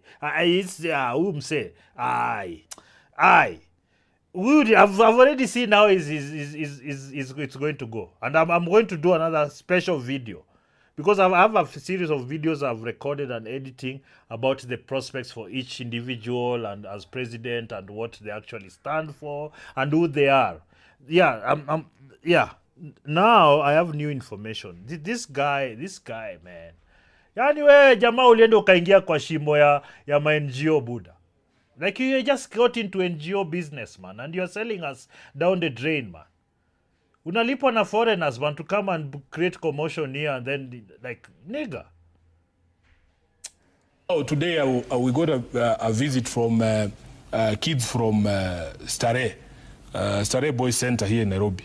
And we were discussing with them and just wondering, like, even this university funding model, if William Ruto wanted to have a system that actually accurately identifies the most needy students and to support them, all he needs to do is to go to Starehe Center. He didn't have to play around with the lives of these kids the way he has done. Okay. And finally, on that point, you know, he comes around and says, okay, now we are going to change the funding system.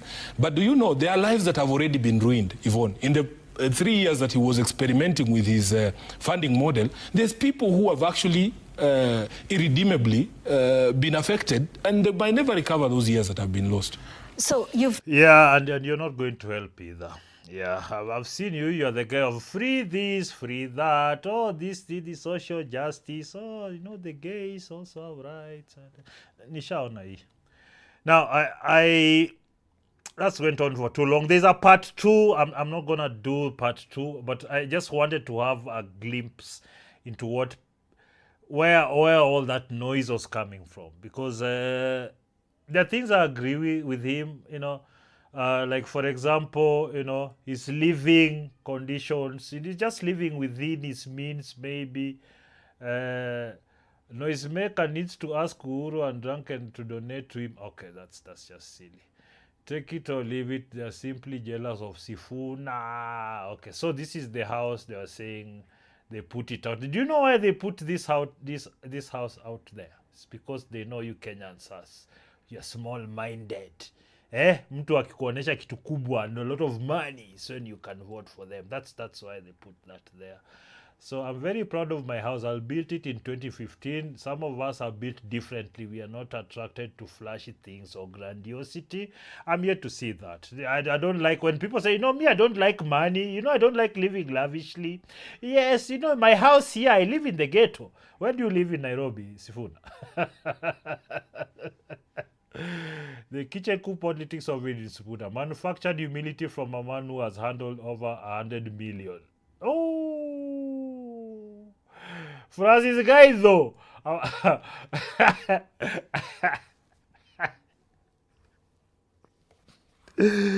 Perfect. Let me read what he has to say. A photo of an innocent rural home in Siaka, Bungoma is being circulated to solicit sympathetic sentiment. The image of humility and servant leadership from a man who has served as ODM Secretary General for 10 years and Nairobi Senator for 4. That's what I'm saying. He is in the government. He mambo ya kusema, you know, speaking to power, whatever to power. I was telling you, he's in power. So they're trying to separate themselves, and they're actually part of the miasma.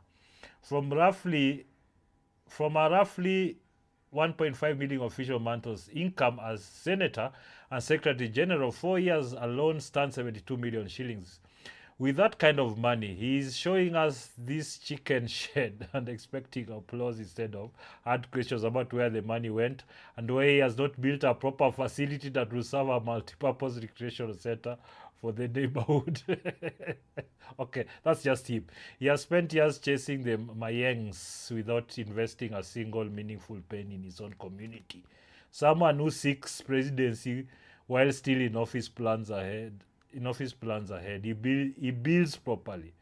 Contrast this with the recent Lynn Ngugi story of a woman who, inside modest savings, constructed a proper house to honor her late husband. The visuals alone show that the professionals, architects, engineers, interior designers were engaged. Sifuna's house looks like it was put up by fundis.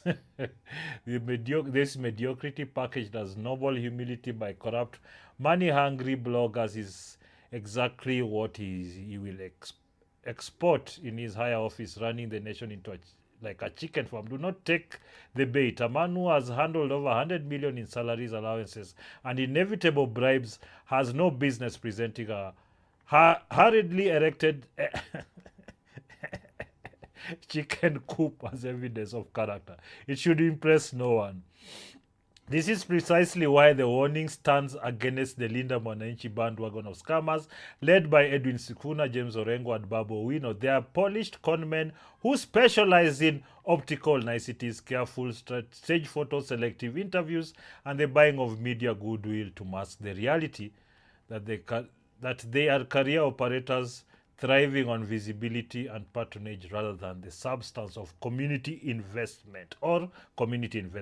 Reject the theater, demand better. Mr. Gaidho, finally, nimekubaliana na wewe. Okay, I agree with him on a number of things, but he's seen this. You see, like you've seen my mind change while I was doing this live stream. Once he mentioned what I knew, and maybe I might add a bit on what Gaidho was saying there. All this, the way they do this, I want you to look at America right now. There's this so-called social democrats in America. It's the same scam. It's an NGO-led scam. So what they do is that they front people. Most of them are rich kids. Most of them are actually from good spots. As I was saying, Sifuna is in government. He's a senator of Nairobi, the capital city. What are you telling me that he's not part of the system? Yeah? But what they do is that they pick these people and they start with the narrative, the social justice narrative. Oh, this and that, this and that, and then they place them as the people's champions. Okay, and then now, because you people can't really think through, complex issues, you do the same thing you did with Ruto. You're just slogans and hashtags, and then now you think that's the reality. I'm very disappointed with Sifuna. I didn't know much about him, in that way, except what I've seen from ODM and that. It never really hit me until today, really. I had inclinations because I've heard him speak before, but the moment he was asked the most important things, and there's nowhere in the important things that he mentioned: jobs, the economy, manufacturing, independence, from other sources, being able to make our own things. He didn't say the important things. He said what activists say in the Western world. The leftist activists, what they say in the Western world. That's what he regurgitated verbatim. And you see, all these people, they are given the manual on how to do it, and they know it works all the time. It worked in Ukraine very well. It has worked in the Arab world. It worked everywhere. And now, unfortunately, we are next. Yeah, and now the thing is this. So now I have two people to fight, Ruto and Sifuna. Mbona nyote mko hivi bwana? Why are you all such scumbags? And then you have told you about Babu Owino. I told you I rate him now more than Sifuna, because Sifuna seems to be like totally NGO now. The way he mentioned those things about equity and social justice, I was like, fuck. This guy is one and him fools. So yeah, so Gaidho,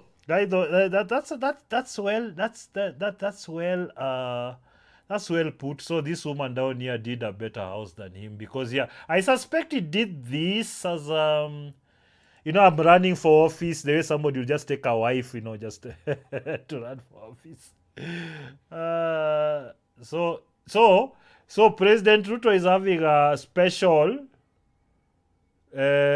special national address later from State House. No, it's just PR. I think I might stream that.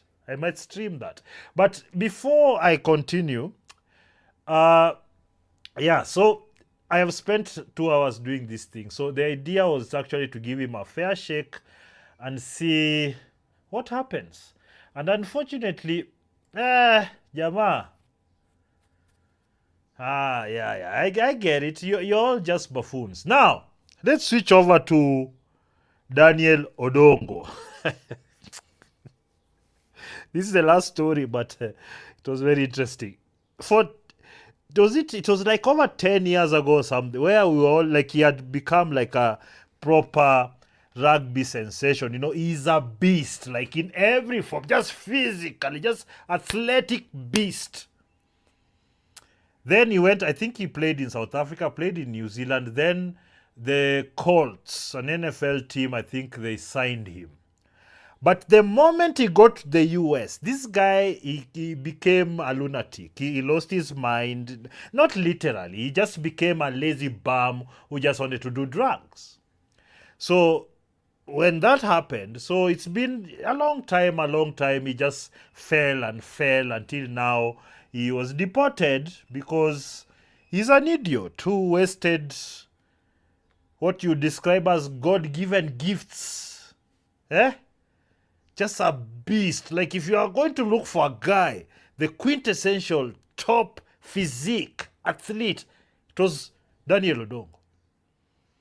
I was playing rugby at the time, like before, and you see when I saw this guy, I was like, hey, but that if I just got like to 6'3", man, like I would go far. This guy had everything. I think he was like 6'6", 6'7". I think he could play tight end in NFL. He could play. Like he's really something. But now, let's hear what the buffoonery of this African, where it took him. Has been deported by Chicago-based. A former NFL linebacker has been deported by Chicago-based ICE agents. 37-year-old Daniel Adongo played for the Indianapolis Colts. He was removed from the country last month after an immigration judge ordered him deported to Kenya. ICE says he overstayed his visa in 2016, a year after his at this beast, man. Look at this beast. NFL career ended. He just stopped working. By the way, the guy stopped working. Stopped going to training, or he goes to training. He's drunk. Started using drugs. This guy. Look at this, man. Tall as hell, just a beast, just ready to make money and dominate. And had run-ins with the law during and after his time with the Colts. Ujaluo mingi.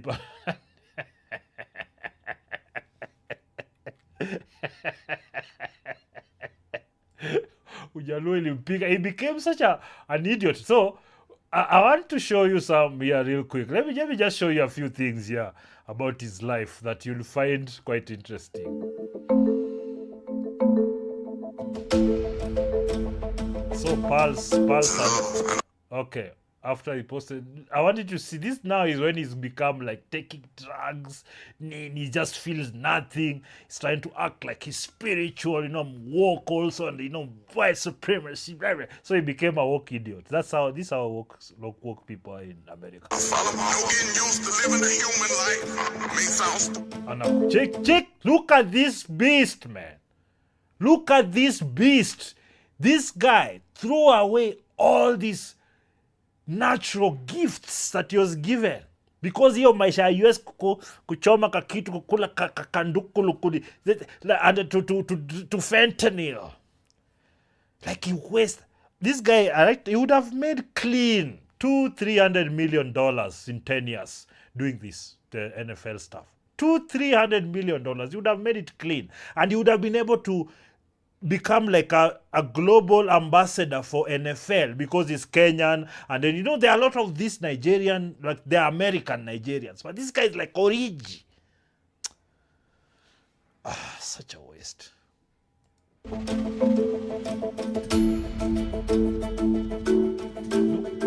Like this guy. Look at now. Look at now. You know why? You know how you know a buffoon? They have the piercings everywhere. In America, when you see these piercings, just know you are dealing with a buffoon. It doesn't matter. Septum ring, just know this is an idiot of some impressive magnitude. So he really stopped working. What has happened? You know, a lot of people, mental health. Shut up. Shut up, all of you. Let me tell you what this happened to this guy. He got his first paychecks. He got a bit of fame and then the whatnot. And he started to test the good life. He started to use the substances and it felt too good and work became too hard. So he stopped working and became a drunk drug addict. That's what happened. It has happened to many people, many talented people. In our music industry is littered with people like this. Great top talents that can't discipline themselves, no impulse control, drunks, using drugs, whatnot. This is what happens. This is what happens. And everybody's trying to, my friend, especially people who have natural gifts that are worth a lot of money and they piss it away. I just laugh and I want to make sure you disappear. You don't get another chance. That's where I'm at. Look at that. You know, I'm cool, man. I'm just eating my weed, you know. First Kenyan to play in the NFL, man. First Kenyan to play in the NFL. Nenda kula ndukulu, unasahau kazi. Nenda kula kichuri, unasahau kazi. Odongo. Oh. Stupid, I'm not human, but I'm human like. My skin glow in the dark cause I'm safe for me to move at night. Sometimes my eyes turn black while in the pale moon. Yeah, if you stop training, lifting weights, eating right, of course your physical, and then you're using drugs heavily, your physical prowess is going to diminish, of course. It doesn't even matter. You don't have to be a great athlete for that to happen. We gon' go to war, yeah, without failure. Do it for the family. Look at this buffoon. He confessed that being broke, he waited to be refunded some money. So this is what happens when a drug addict uses all their money. Then they start looking for, kuna ule mse alikuwa na 27 bob yangu. That's what's going on. He owned by an unnamed hotel owed to him. So maybe he did some gig for a hotel, some advert. Maybe they didn't pay him, ikabaki $100. Hiyo ndio anatafuta akule kichuri. Bure kabisa. I felt loud. No, honestly, I'm just waiting for them to reimburse the money that I paid for in advance, many months in advance of this hotel. So they said they're going to put it back on the card, and when they do, I can leave. So I'm broke, man.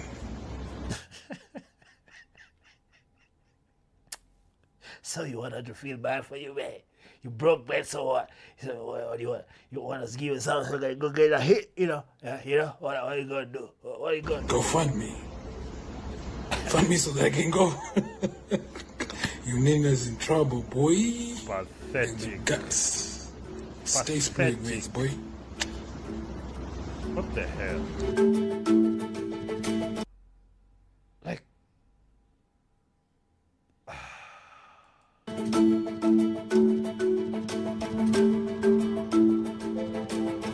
suspended from the NFL for so he went all back wild. I'm telling you, a woman was involved here. Cancelled his contract because they could see he wasn't behaving, he wasn't keeping fit. They could see. A lot of NFL players do some wild things and the teams back them, they get a slap on the wrist and they continue because they're very valuable. But because they work hard, they're athletic and they continue. This guy wasn't doing anything. They just said, why are we paying this guy? In fact, let's just cut our losses immediately and he can go.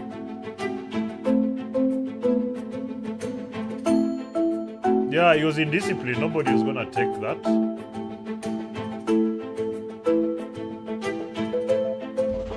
Using extremely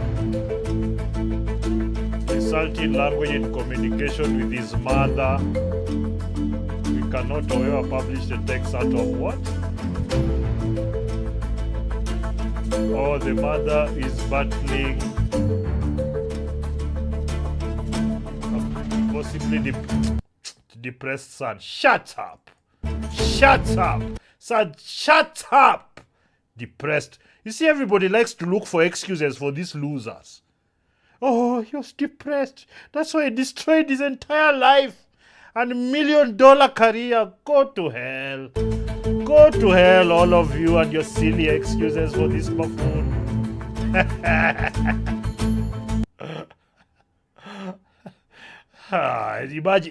Imagine you're trying to tell me, I go help this guy with natural gifts who's been taken. I've been trying to go to the US. Okay, I don't have money. I would have already gone. But he just taken with the team, given a contract. Here is your way to making millions of dollars. No, I'm just going to say eat my nuclear and my fentanyl. Let me just eat my... I don't know. I had to see. There's another video that was done by Ongori Reports about this guy. But I just want to play this part. This part was very interesting. Let me show you. Then this happened. This video surfaced showing Adongo looking totally confused, smoking something strange. Well, maybe not so strange.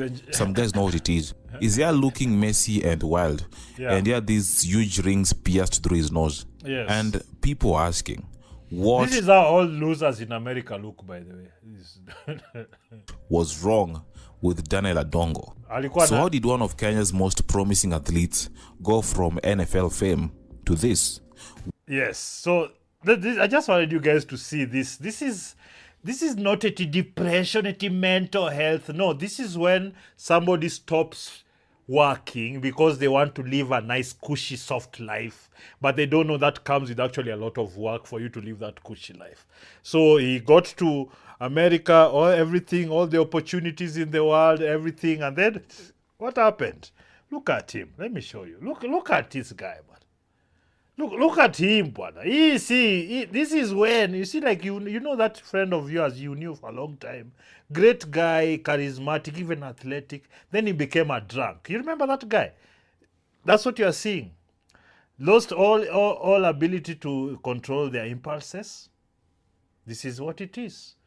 So this is what you are seeing here. It's nothing to do with, mental health. No.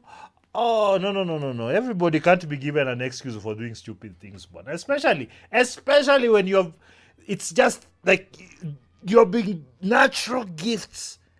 Athletes that took you to South Africa to play rugby at the top level, that took you to New Zealand to play rugby at the top level, that took you to the NFL to play American football at the top level, and you just end up being this.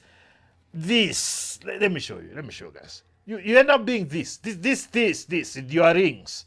You went there and joined the walk crew and you started eat your drugs there.